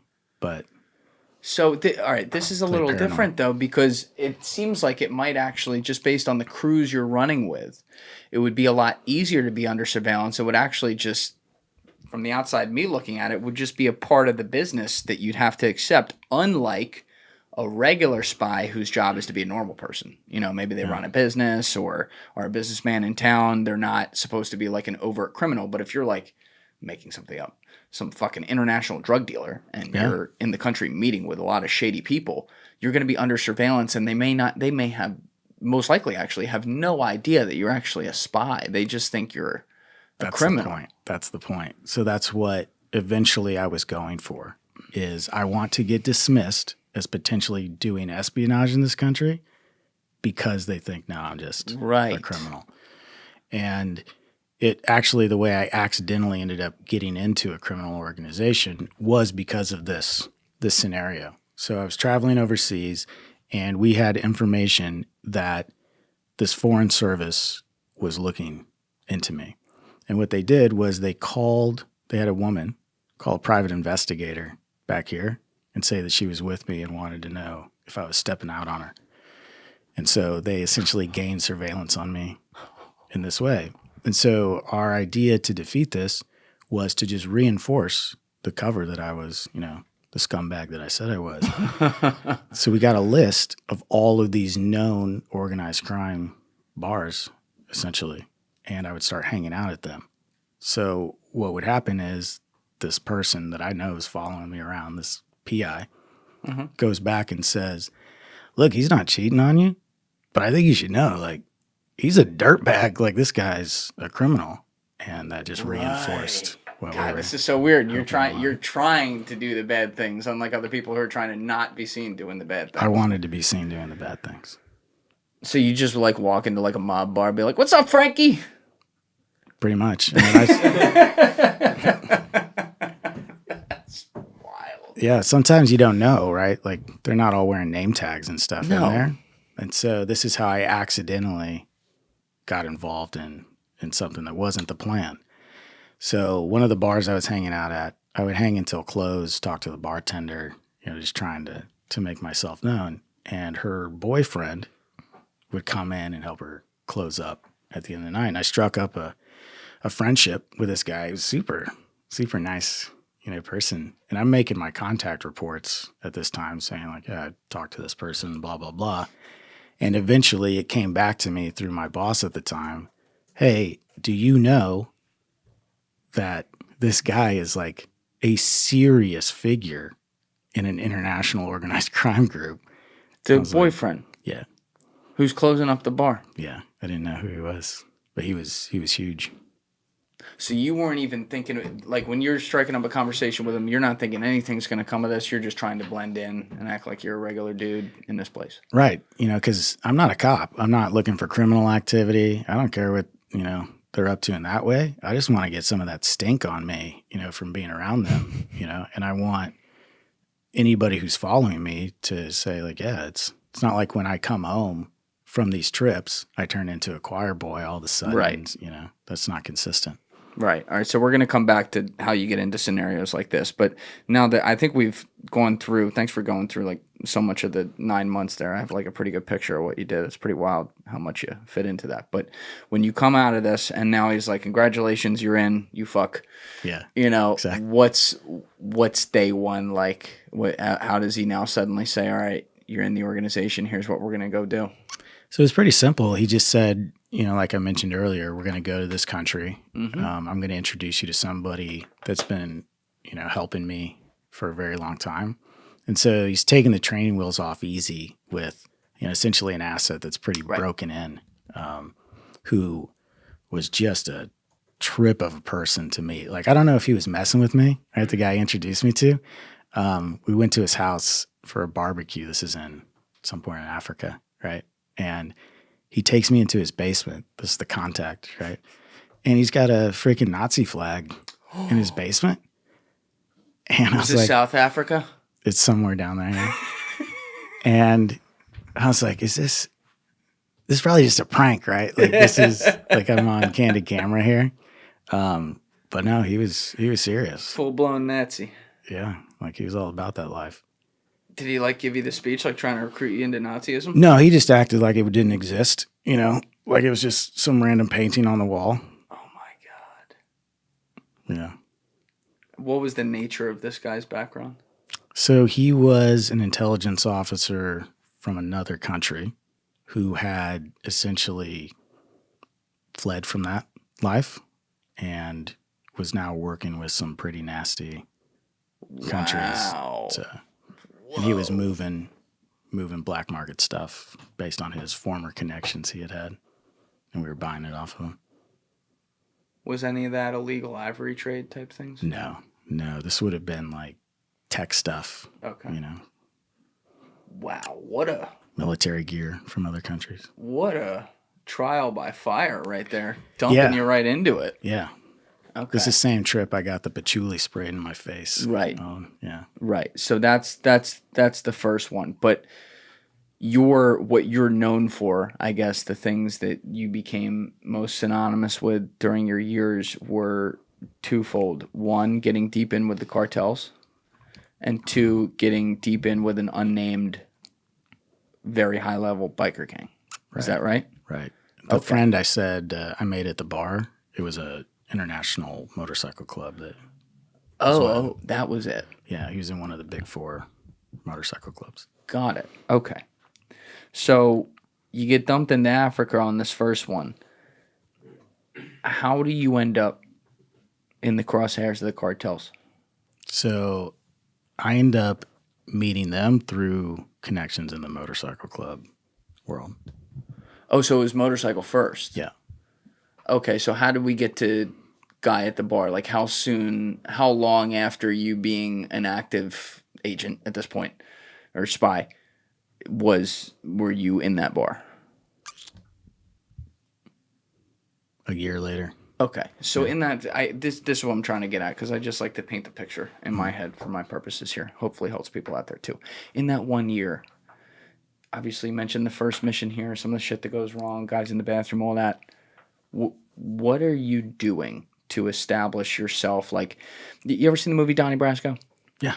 All yeah, right. I'm very familiar with the story. So he had to establish himself as, Donnie Diamonds or whatever, he was dealing diamonds. So for months and months and months, I think like a year or two, he was a diamond dealer around the world on a legit basis, or around the country on a legit basis in that way, and ends up getting in the crosshairs of the Bonanos.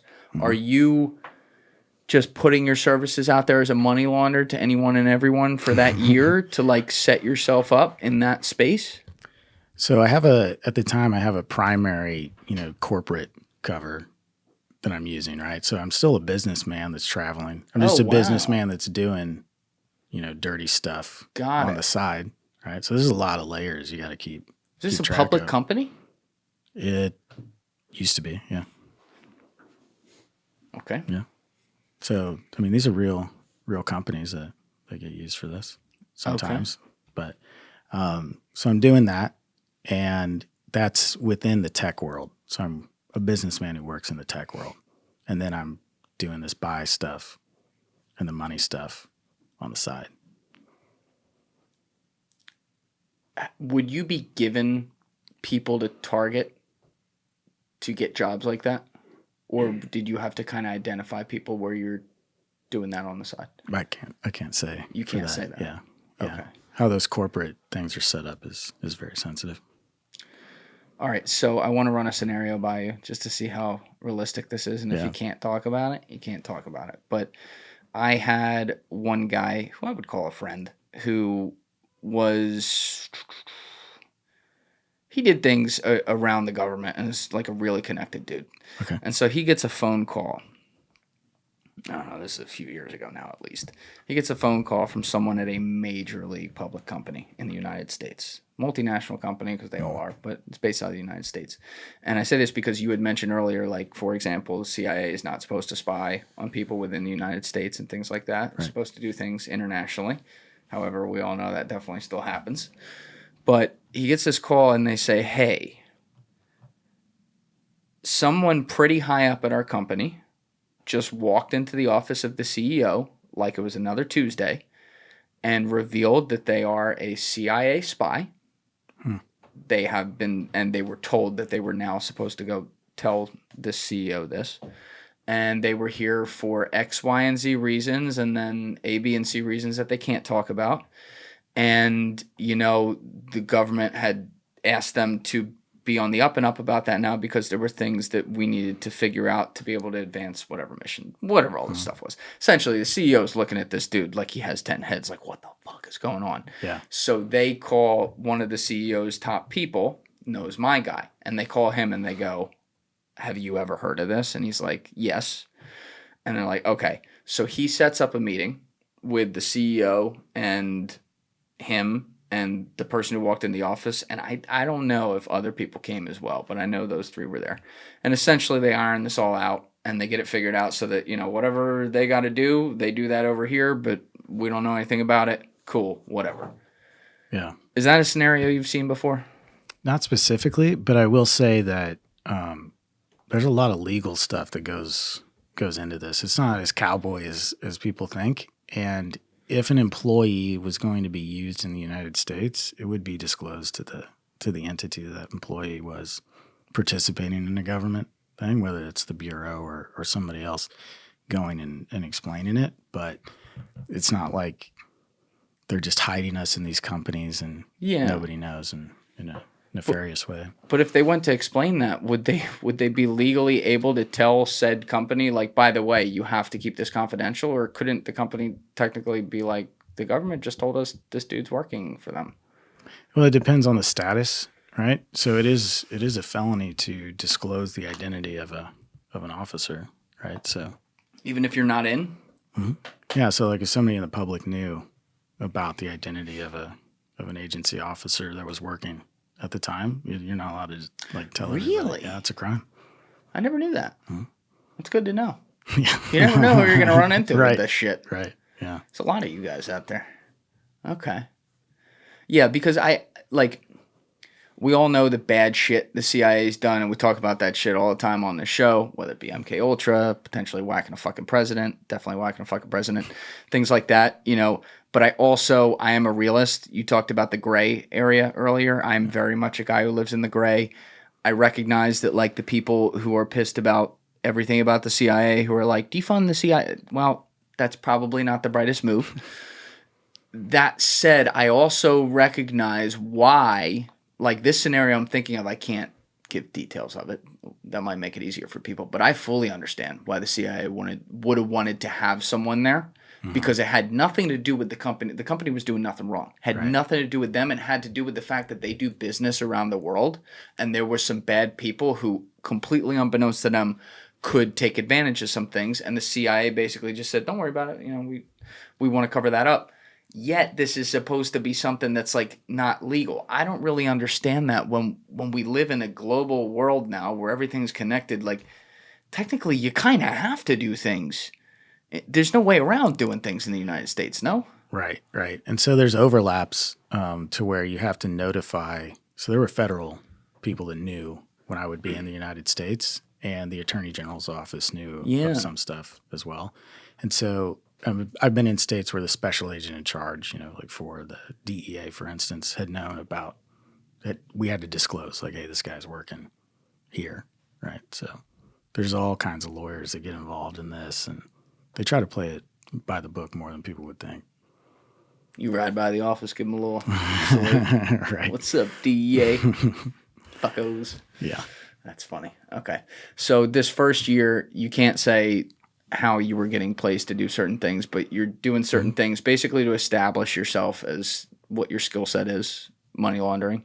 Mm-hmm. And then you end up in this bar, which you already also explained was because you were trying to be seen in places like that. Right. And you fall into this, I guess like the luckiest lottery winner in the bar. Pretty much. Where this dude, completely unbeknownst to you, turns out to be in a top 4 biker gang. Yeah. Now that you got... And a senior officer in it. He was a senior officer. Not just a guy. He was a senior officer in that organization. Was there any, was he wearing like bling like you or something that you could tell like he was loaded? No. He looked like a normal Joe. Wow. All right. So he was a good criminal.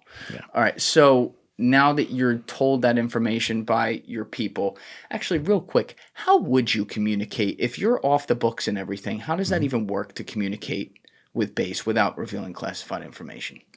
Sure. They're just classified types of technology that would be used for me to communicate, or I would physically just meet with my boss during this time. Like Leo in The Departed kind of deal.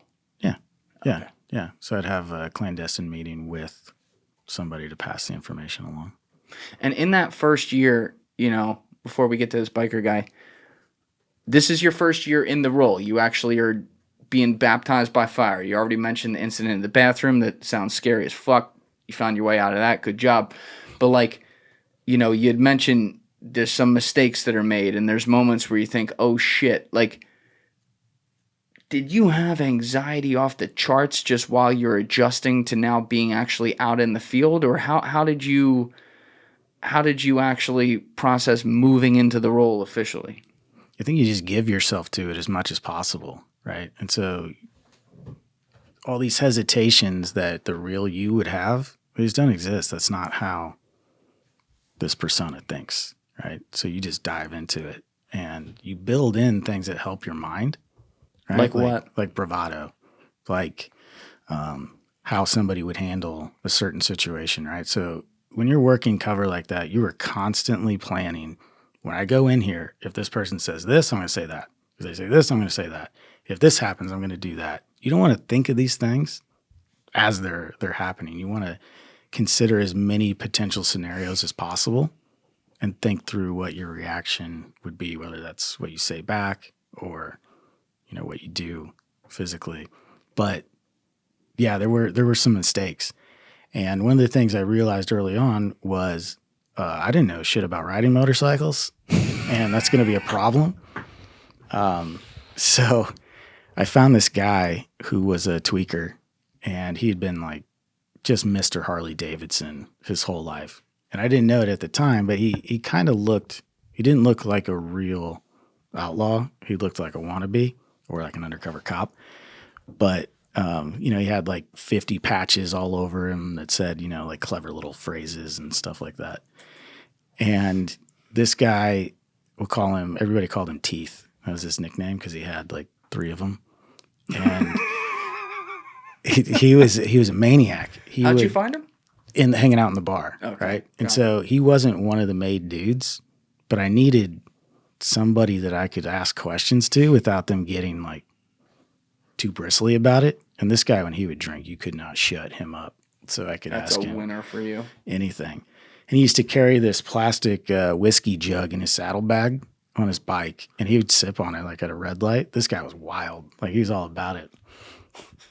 But I almost got into trouble with him a couple of times was the mistake, right? So where I was at, there had been a big gang-on-gang shooting. I think 9 or 10 people had died in it recently. So everybody that was in that world was on very high alert at the time. And he's showing me how to ride my bike and kind of mentoring me a little bit and, you know, his criminal ways, his very low-level criminal ways. And he's like, hey, let's, you know, on Saturday, let's meet up early. We'll go bar hopping. I'll show you around town. And I'm thinking, oh, this is going to be fantastic. So it's like 11 in the morning on a Saturday, and we take off, and he takes me to his first bar. It's not a bar. It's a tiny house, and there's like picnic tables out front, a big parking lot, this gravel parking lot. And there's like 8 or 9 guys sitting at these picnic tables outside. And so we pull up next to all these bikes. He backs in. I'm like, wow, this is an interesting place. And we're walking up to this bar, hypothetically. And all these guys have this look on their face like you just asked, you know, what color their sister's panties were or something. Just a mixture of confusion and anger. And we go in. It's not a bar. There's like a regular fridge, you know, like from Walmart in there. There's no bar top. There's a couple pool tables and a bunch of signs that indicate like this is one of the gangs. It wasn't a public bar. It was their clubhouse. And so right after we get in, he grabs a beer. And of course, these guys are coming in to ask us, what the fuck are you doing here? And so he's playing hard to get with them. And I don't know why he's like toying with this guy because he's pretty much about to get his brake speed off. And then all of a sudden he points at the wall and there's a picture of like this old member, like from the 80s or whatever, and this little kid. He's like, I'm that little kid. That's my dad. His dad was a member of the club formerly. But he thought it was funny. He played this out for like 10 minutes while they're looking to, you know, beat the heck out of us. Oh, he just enjoyed it. He thought it was the funniest thing. But I was like, what are wow. you? And the whole time, what are you doing? Just like, I barely know him. Yeah, who the fuck is this guy? You know, Yeah, like, fuck. yeah, somebody call about the electrical work here. You know, like, Yeah. so- Is this after, like, because you said you knew nothing about bikes or biking or anything. Had he been, I guess, like taking you on bikes and you picking up things at this point from him? Yeah, so I knew how to ride a motorcycle. I didn't know how to ride a motorcycle like you're in a club, Yeah. like as aggressively as they ride. And I mean, he rode too aggressively. You know, he'd been arrested like, I don't know, 300 times probably in his life. And he ended up, it wasn't like a go and blow or something like that, but he'd have to check in at his house like on a schedule, right? For some like part of his release or his parole or whatever. Right. And so he tried to time when he would drink so that he'd be ready again. And then like, you know, as soon as he checked in, he'd go get some more. And so we're shooting pool. This is later that night. And all of a sudden he gets a call from his wife. And we were like maybe like 5 minutes from his house at this point. And she's like, you better get home. You missed it. Like he's in trouble. She's like, the cops are going to be coming. It looks like Tasmanian devil just like spinning out of the bar. Like there's a dust cloud that's left. You know, he gets on his bike. So I run out after him. It had to be 30, 40 seconds later after he took off. Here come these 2 squad cars like behind him. Whoa. So I get in behind them, like fall into the house. He was so drunk because he'd been drinking all day. He parks his bike. The cops are getting out. He jumps into the front yard and tags it like it's home base. Like, nope, I was here. You didn't see me anywhere else. When you arrested me, I was at my house. So he was And a you're character. just watching this from behind. Yeah. Like, this guy might get me in trouble. But he was your lefty Ruggiero. Exactly. He was useful to learn the ropes. Yep. Okay. Stepping stone. But and again, like would you say you were used to it pretty quickly? Used to being this guy and putting on this role? Yeah. When you talked about like going over every scenario of what's said and what you'll say back, I'm just thinking of a random 10, 15-minute meeting you could have with some international criminal. That could be a million things. Yeah. How do you even possibly plan that? Like, I don't plan out, before I come in here, I mean, you see how this is. I don't plan out anything. I just go with the flow. But the stakes aren't that, like, you might shoot me at the end of this because I'm made. Right. You know what I mean? Those are the stakes for you. How do you even process all that and then, like, put it to work in a believable way when someone says something and you're like, ooh, that was number 27 on my list. Let me put that one out there now. Yeah. So, when you're building your cover, there are key elements of it that you need to be able to defend. And so you have categories of questions that would, penetrate that cover. Like, do you work for the agency? Right. Is a question that you probably should think of what you should answer before. But a lot of it is, and as you get better at it as you go, what you get good at doing is steering people away from ever asking you the questions that you don't want to be in a conversation with. Like, How would you do that?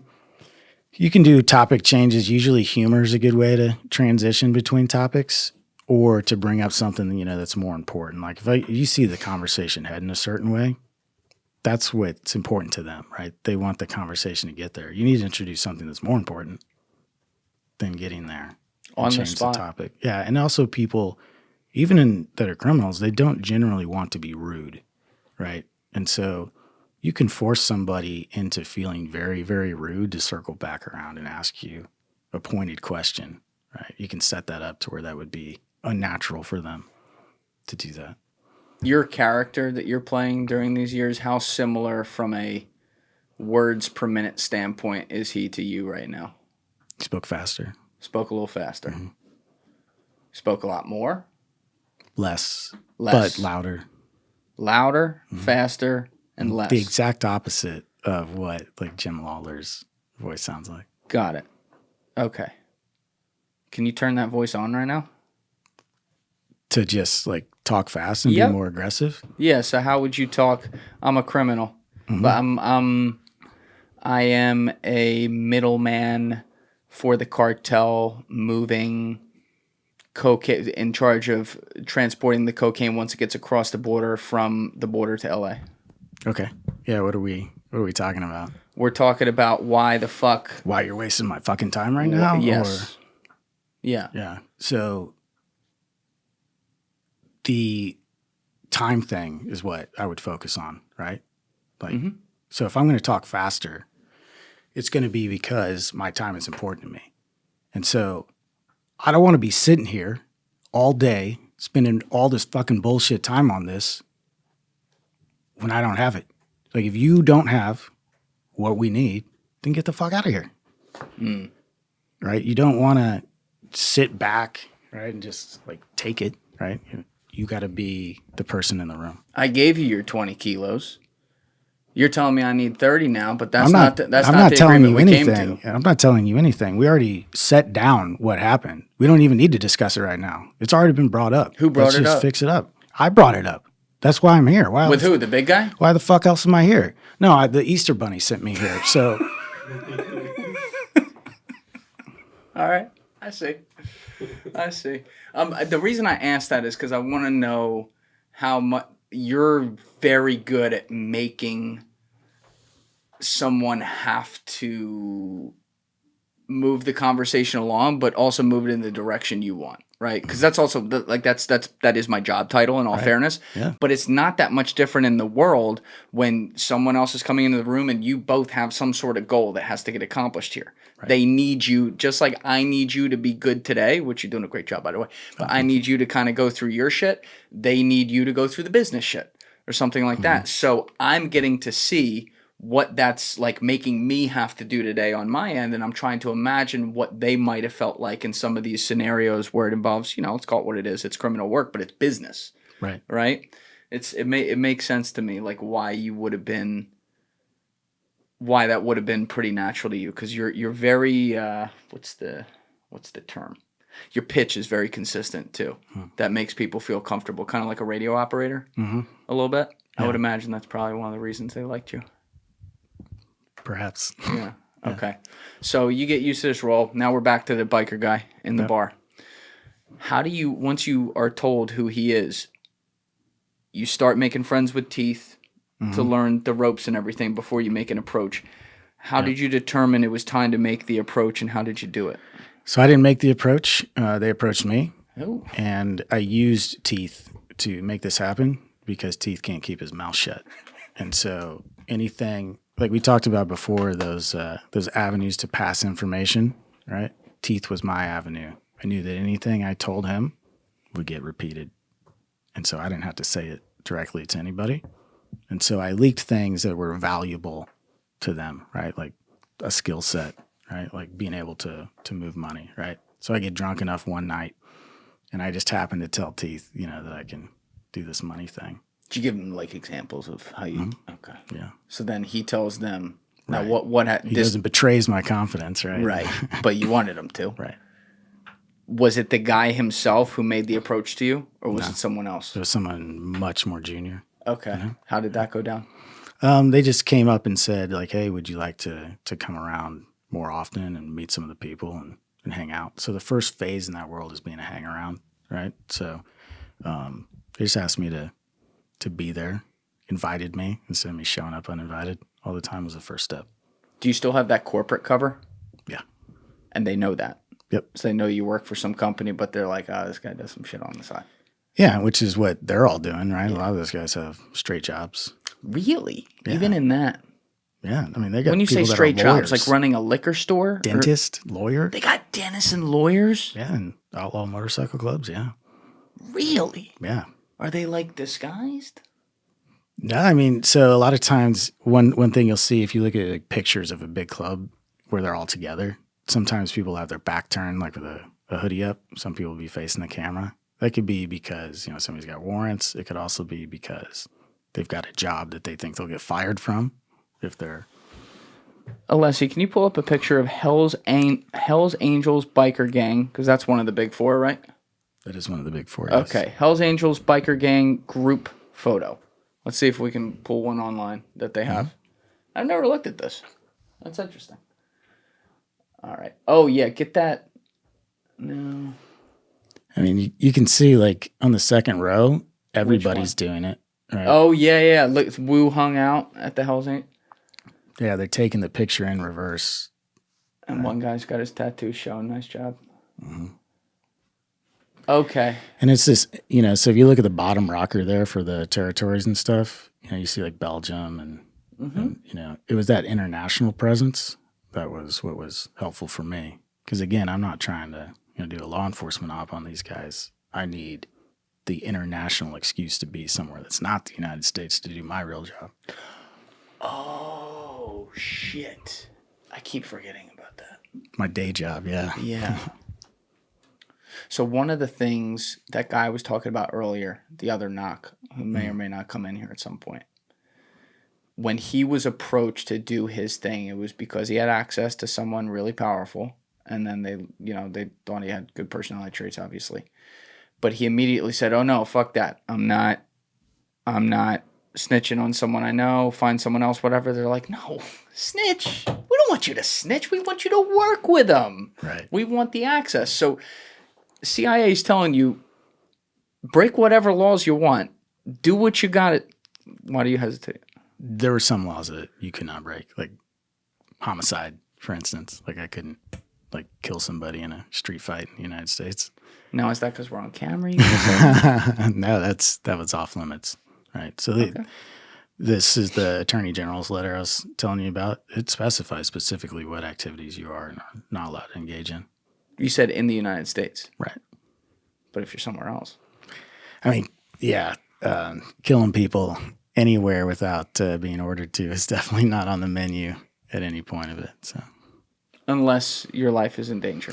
Sure, it's the same for an undercover law enforcement officer. Okay, so essentially, though, the CIA has no interest in sharing with their FBI counterparts what you're finding out or shit that's going on. In fact, they want this all to continue because with a gang like this, whatever one of the big four you were in, you are going to be able to go around the world, and I'm going to throw out a random country. Let's use Russia again. You may be able to go to Russia, and in Russia, because of your skill set, you may be able to steal some, nuclear documents because you're there. Mm-hmm. That's basically, I'm on the right track. That's the scenario, right? Okay. And it would be extremely unlikely that the local security service in that scenario thought that I was working for who I was. Right. That's not. Because you're in a biker gang. Yeah. Now, how, bikery did you get? I had a goatee that came down to here and shaved my head. And oh, you shaved your head? It wasn't a good look. A lot of, they say this with the disguise stuff too, right, at the agency. When you go into disguise, you're going to look different, not better, right? So right. It definitely didn't enhance my sex appeal at all. But you got in so young. Are you single during this whole time? Yeah. You'd have to be. Yeah. Well, I mean, I guess you don't have to be, but it'd be pretty dang difficult. It'd be very difficult to be able to maintain any kind of relationship. Yeah. But are you meeting any women along the way just to take care of your needs? I mean, you meet a lot of women in that that scene, and you get treated like a rock star when you're made in that world. So that was one of the interesting things about getting out and dropping that cover and that persona is overnight I went from getting treated extremely well by men respect you, women want to be with you, to just little old you. All of a sudden, I'm like, why aren't people holding the door for me? Why are these women not throwing themselves at me across the room all of a sudden? But yeah, okay. And how long did you spend with the biker gang? 3.5 years. And during that whole time, are you doing all kinds of money laundering things for them, or are you also doing other things? Other things as well. What kinds of things? I worked at a strip club for them for a little bit. Nice. And it just doing low level stuff for them. I was involved in narcotics stuff with them at times, but mostly my contribution was the money stuff. What's the nature the narcotics? What are their roles? Are they just distributors? Or I shouldn't say distributors, street distributors. Are they smugglers essentially? Everything from the bottom up you can think of, because it's not as mandated or organized as everybody might think. You might get a guy that's got, a connect in Mexico where he's moving metric tons a year, but you might get somebody else that's barely scraping by selling meth, out of the back of the strip club. It's not a consistent thing across all the members. Okay. And not everybody in there is even involved, right? There are people that aren't committing that crime that are in the organization too. Did you ever do things with them, whether it be in the narcotics or something else, where you understood this is part of the role, this is what you got to do, but you had real mixed emotions? You had real mixed emotions about the downstream effects of what you were doing. Yeah, sure. Yeah.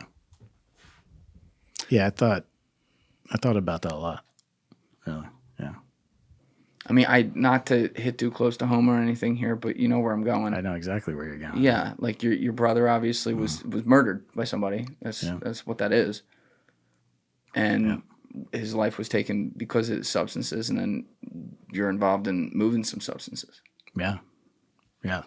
So there was definitely a weight, you feel like a hypocrite a little bit, but you're always trying to see the bigger picture. Right. Right. You got to stay focused on that and not get too deep on the thought you were just talking about. Yeah. How could you ever turn off, like during those 3.5 years? Like, could you ever go home off the clock and suddenly just be like, all right, I'm mad again. Fuck these people. No, you're that guy. Yeah. Did you ever feel like you were becoming that guy? Absolutely. Well, and I'll share something with you.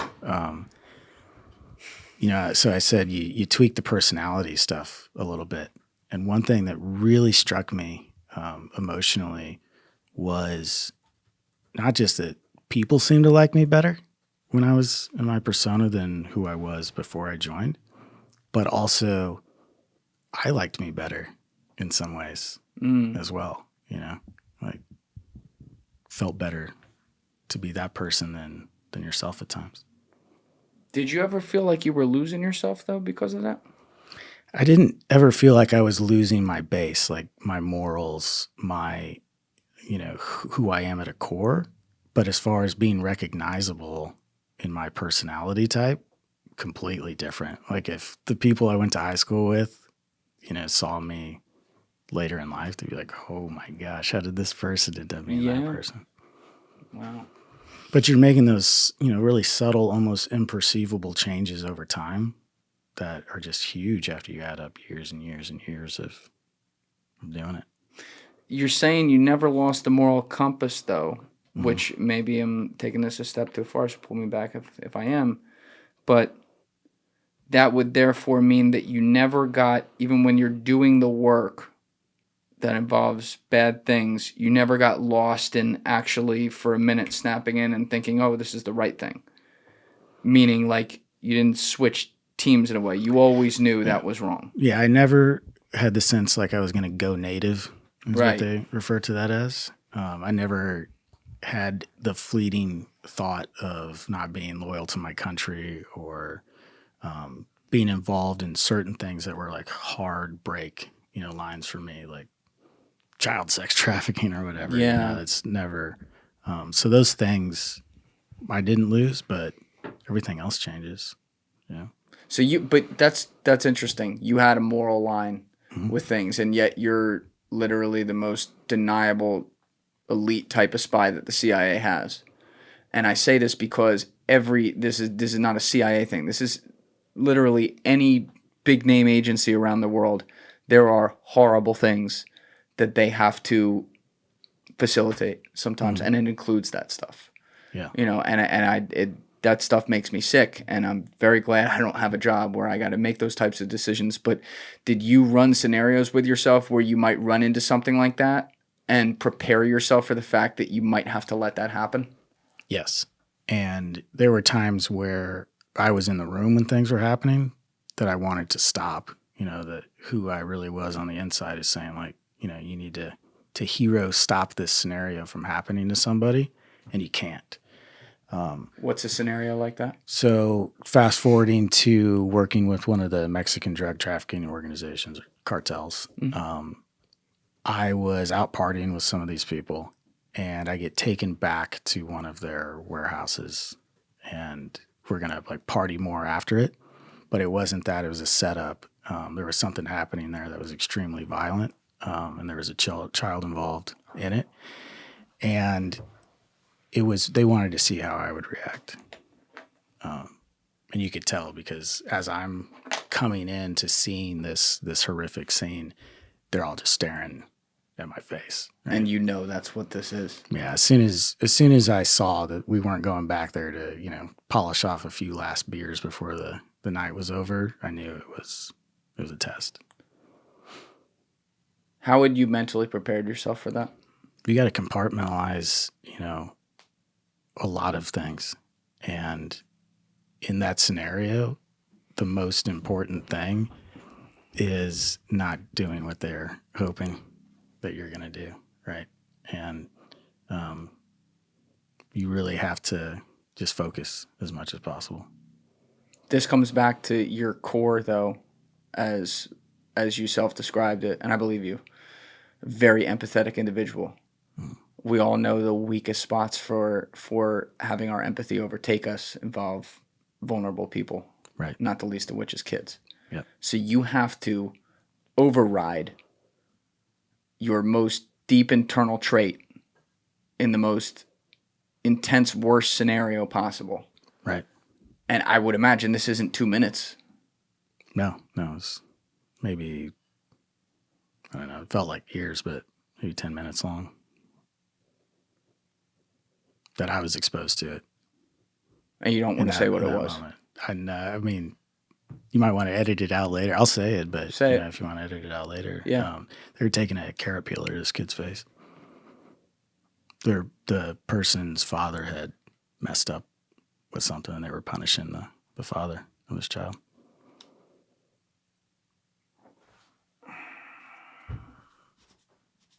Yeah, like I was saying, there's big boy rules, for some of this stuff. There's a line I think about a lot. I've had Bustamante in here a bunch of times. And the second time we ever recorded episode 107, there was, like, we were having some whiskey that night, like, really having fun going at it, but some of it got serious. And I was really pressing him on this scenario of, like, good versus bad, say, like, constitutionalism over the alternative and stuff like that. Okay. And it was a crazy moment because in this job, one of the reasons I love to do it and will only do it in person is because I can really feel the other person. Just like you feel that empathy kind of thing, that's my gene too. And there's this thing that happens very rarely where I quite literally see someone's soul leave their body and just they're on they're on a pre-programmed like thing comes out. And this happened with him where he said it, I had mentioned something about like a terrorist, and he said, "You mentioned that terrorist? I've lived that. You have not lived that." And I was just like, oh. And he starts going in this speech. He's like, "I've seen that shit, where someone's baby gets microwaved, or and he names all these awful things." Yeah. And what he was saying is, you can't get rid of that hard drive. It's baked in. There's no like sitting in a therapist's office for 10 years. 5 years after this happens and trying to delete it, there's no control alt delete. It's there. So when you just described that to me, I could see you seeing that again. Yeah. It's never going to go away. Does that haunt, is that the kind of thing that like haunts your dreams? The things that bother me or where I thought I could have done more or been better or, it's not maybe the stereotypical things. I think about stuff like that we just talked about from time to time, but more consistently, I think I still go over scenarios in my head where I could have delivered that line a little bit better when I was working, or maybe I could have worked a little bit harder and not had to use somebody else in that, in a negative way. Sure. Yeah. Now, during this 10 minutes or whatever that this hell is going on, they're watching for your reaction. They're watching to make sure that you just stand there stoically, nothing. Yeah, they want to see a very sociopathic response. Right. Is there any scenario where they tell you got to join in? Not for me, it wasn't, thank God. But there were other people in there they did that with. Yeah. And they all did it? No, most of them were just watching. No, I'm saying the people that were asked to do it, though, did it. Yeah. Wow. They didn't ask me, but was there ever another type of situation, not necessarily the same thing, but where you were told you got to do something and you did? Yeah, but more in like a, not to that level. at all.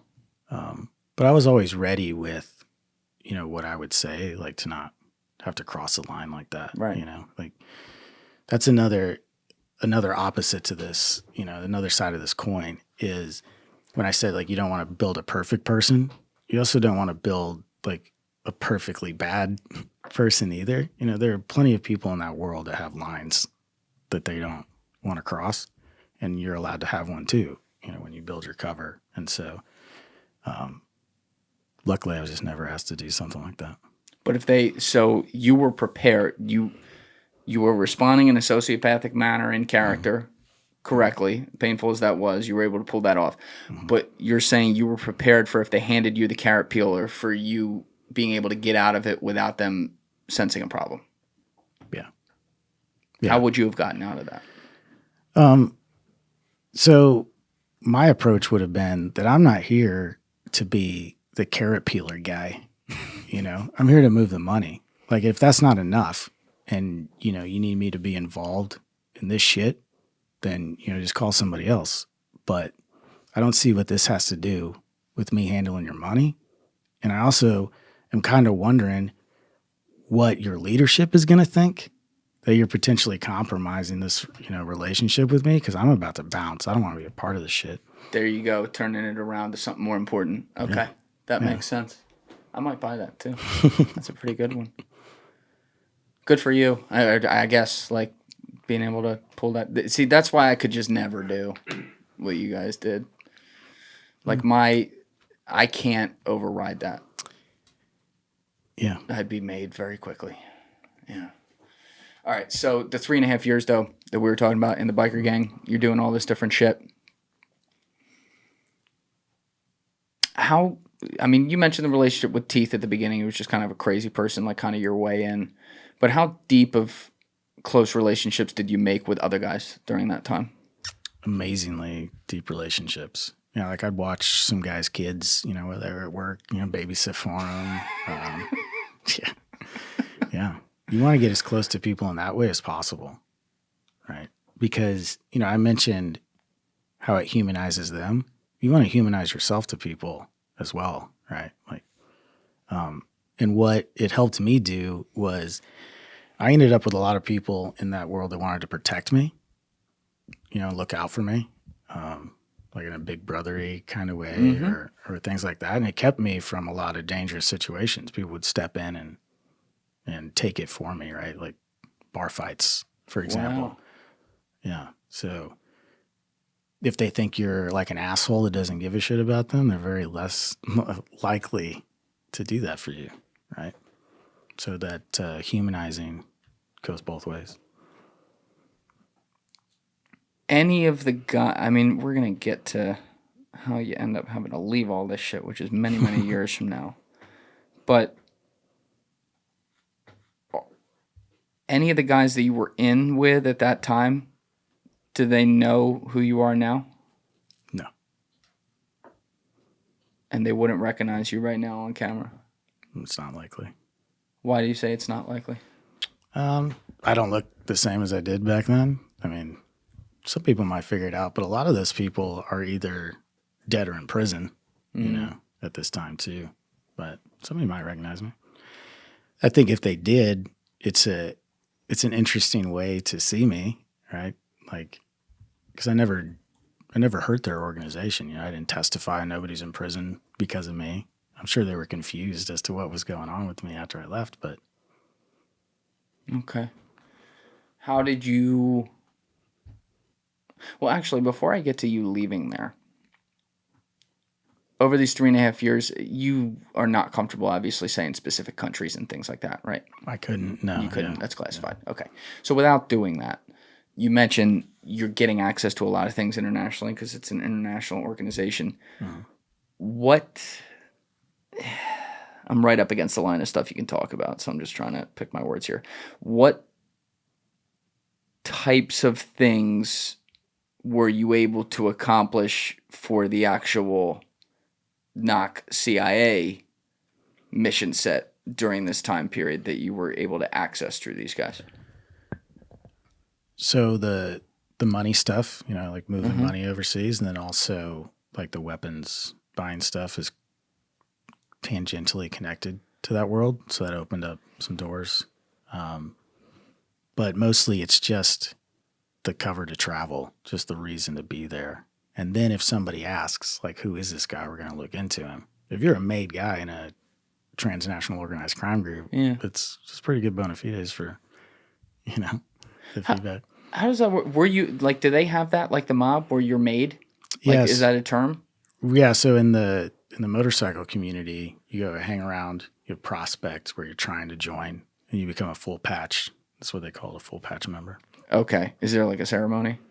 Yeah, you get your patches, and each club cool. kind of does it differently, and they used to do it really interesting back in the 60s and stuff. But What do you mean interesting in the 60s? Oh, like beating the crap out of you, making you fight for your patch, pouring motor oil and alcohol all over you, urinating on you or something. And they softened up over the years? It depends on what club and what chapter. Each of the clubs are broken down into chapters, and they all kind of have their own personality, but some are pretty. Imagine you're like a fucking dentist by day. Like, all right, Timmy, your teeth look great. You go to the fucking biker gang at night. You're getting pissed on in motor oil. You're like, yeah, I love this. Yeah, there's a good book with Billy Queen. He was an ATF agent that was a Green Beret in Vietnam. It's called Under and Alone, and he went into it was the Mongols motorcycle club that he had infiltrated. They talk about a lot of stuff in the book about that he had to go through getting his patch. Were you when you started this relationship at the beginning, when you first start getting in there? As you already said, there's no like turn off time where you're Matt or whatever. But when you're at home, did you read any books or any material that could help you do your job with them more? Yeah, so it's funny you ask me this because I've gotten this question several times recently, and people always assume, man, you would just want to turn off from it. But it wasn't like that for me. Like, I would read books about it. I would still like stay connected to the topic. I was always thinking about it. There wasn't a lot of, let's just go think about rainbows and butterflies for a while moments. So you're accomplishing some of these things, money laundering or weapon stealing. When you say you'd have access to weapon stealing, is that because the gang would be purchasing weapons from groups that you would also want to get some weapons from? Or am I... Close. It's usually, so if you think of like several hops of, like tiers of how people in your circles, they would usually know somebody that either knew somebody or that person knew somebody that was close to what I was looking for. But it would usually take a couple hops.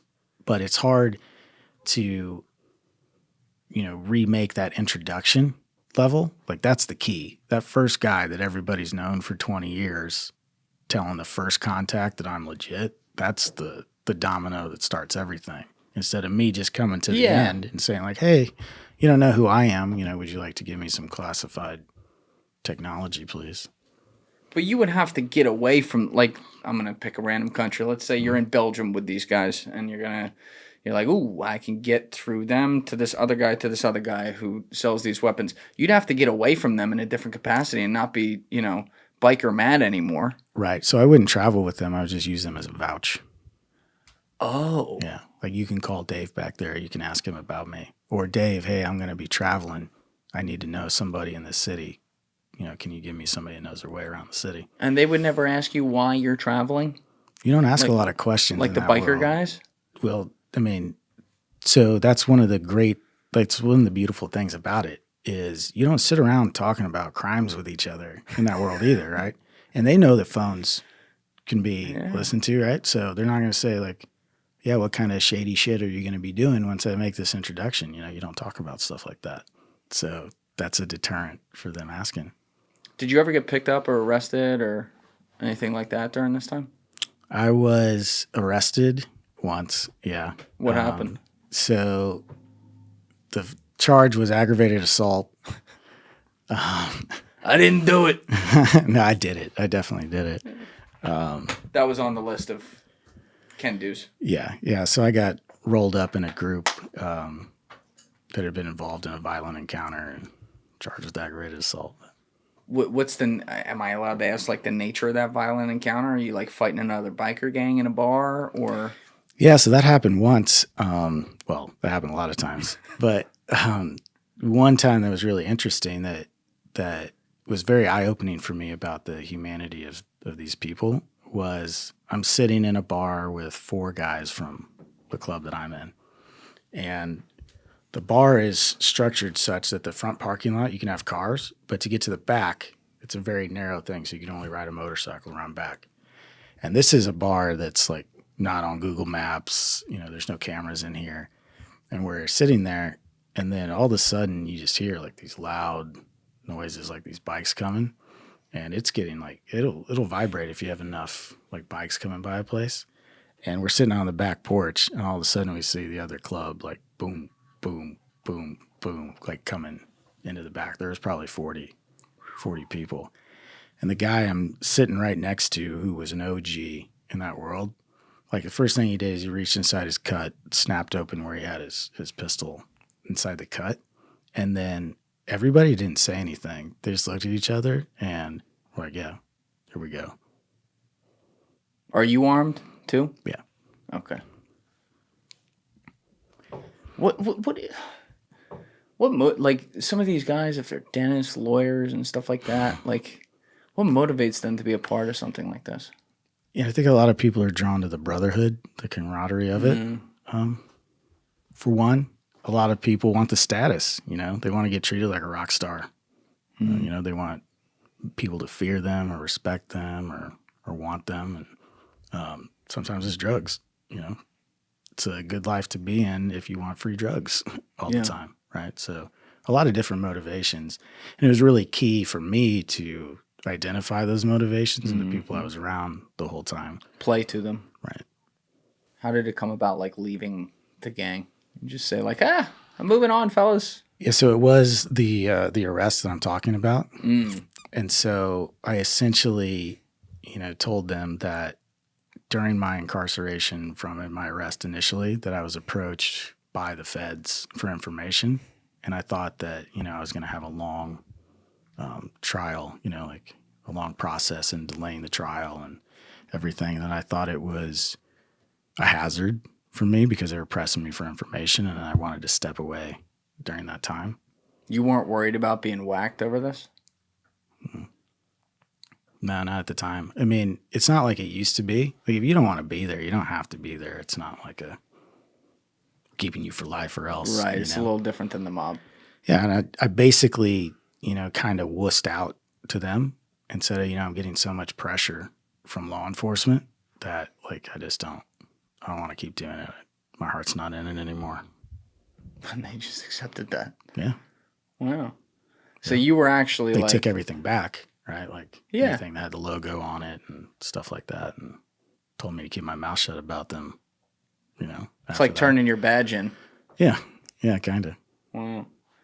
So you were actually incarcerated, like you were in jail. Just in jail, yeah. I didn't go to prison or anything like that. Yeah. CIA took care of it. No, so they let me out on bail, and they're like, let's just go through the regular lawyer process here, like to not yank this. And so it was a year and a half that I was like pending on. I was out, right, like doing whatever, but we let it go, and they ended up dropping it. But did your corporate job find out about this? Nope. How did you keep that from them? I just didn't bring it up. I got a hard stop at 3. Got to meet with my lawyer. Don't ask any questions. Yeah. Okay, so you're still getting access to some places around the world and things like that. Yeah, it was just a little speed bump. I got right back to it after that. And if anything, it like added to the credibility for me. Did you have any contact with your mentor during this time? Like, is he involved with you in any way? Not at this point, no. Was he ever involved with you again? No. Do you talk with him today? Nope. You've never seen him again? Not since, it's been years, yeah. The first one, you're talking about the the guy in the mansion. Yeah. But the guy that was my boss after that, who was with me for almost the entire time, he's like a father to me. We talk almost all the time. What does a boss look like in that role? You mentioned earlier there's classified ways you guys are able to communicate and everything. I would imagine some of that is actually vocal, but, not on your fucking iPhone or something. Like, what? You're meeting with him in person sometimes, discreetly? Most of the That's time, most of how it? would happen, yeah. And so you're close with him today. Very close, yeah. And what type, without revealing classified stuff, like, is this someone who sits at a desk at Langley? Or is this another off-books kind of guy? I would say it's a hybrid. Like he sat at a different location, but it's a government, place. It's not as well known to be affiliated, but yeah. Do you guys have safe houses? Yeah. I would imagine all across America that you have access to it at any time. Yeah, I had one when I was doing this. How off the beaten path was it? If I was going straight from where I was at, it was probably like 40 minutes outside of where I was working, straight there. And you knew every possible way to get there to try to evade detection. Yeah, but it was, structured in a way. It wasn't, so safe house would be a bad term, more like a cover house, right? Like, okay. So if they wanted to show up, it would look real. It wasn't like this empty, thing you see in the movies, right? Yeah. Like there's pictures that are backstopped. It looks like a real life. Wow. Is that where, when you'd meet with this guy, I mean, sometimes you're meeting with him in public places, but would a lot of times be in a safe house? Sometimes. Sometimes we just meet in a bar, or sometimes it would be an offsite that was more secure for certain things. And what would he talk to you directly about the criminal activity you're doing, or did he not really care about that? Was he more mission based and like, all right, what are we doing to get to this place to do this thing with this guy for CIA? He cared about everything that I wanted to be talking about. And, as far as you saying like going home and turning it off or whatever, This was my outlet. He was a therapist to me the entire time. Had he done stuff like this himself? Yes. So he knew.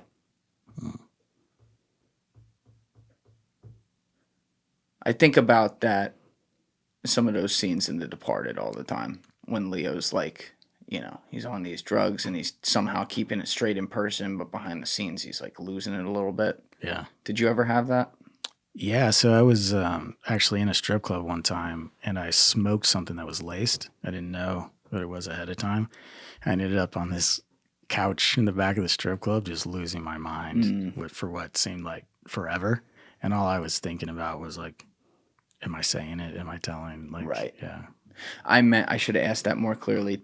When you would go meet with this guy, did you ever, as you said, it was like an outlet, did you ever as an outlet just fucking lose it?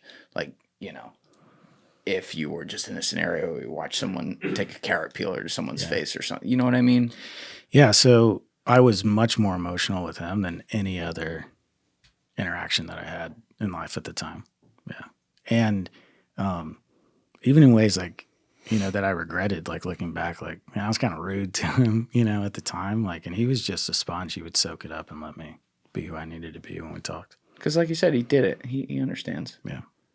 I can't imagine having to be a character at all times, having no ability to break it, even in an empty room to myself, frankly, because you can't really turn it off. And then suddenly you're in the one place where it is like, the panic room or whatever. Yeah. And you can go in there and just let it out. And maybe it's only for an hour and you got to turn it right back on when you walk out of there. But I can't even imagine what that emotional would even feel like. Yeah, it's extremely powerful. It's dangerous too because, once you let that tap open, you're not quite sure how much needs to come out or how long. And, you want to be able to get back into thinking straight. But Did you feel, I mean, you were so mission focused and you've mentioned it a couple times today, you believed very much in what you were doing and, working on behalf of the United States and stuff. But did it ever feel like, Matt was being left behind? Like your life, your, I don't know, normal shit, having a family, things like that. Sure. But that's not what was part of the contract, Yeah. That wasn't the deal. So it was no one's obligation to ensure that I was having a life, It's a voluntary assignment, Did you have any contact with your family during this time?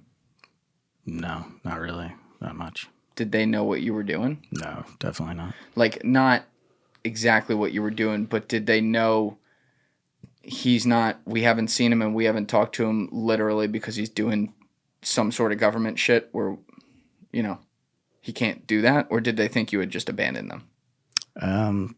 More the latter. Yeah. Really? Yeah. That had to be hard on you.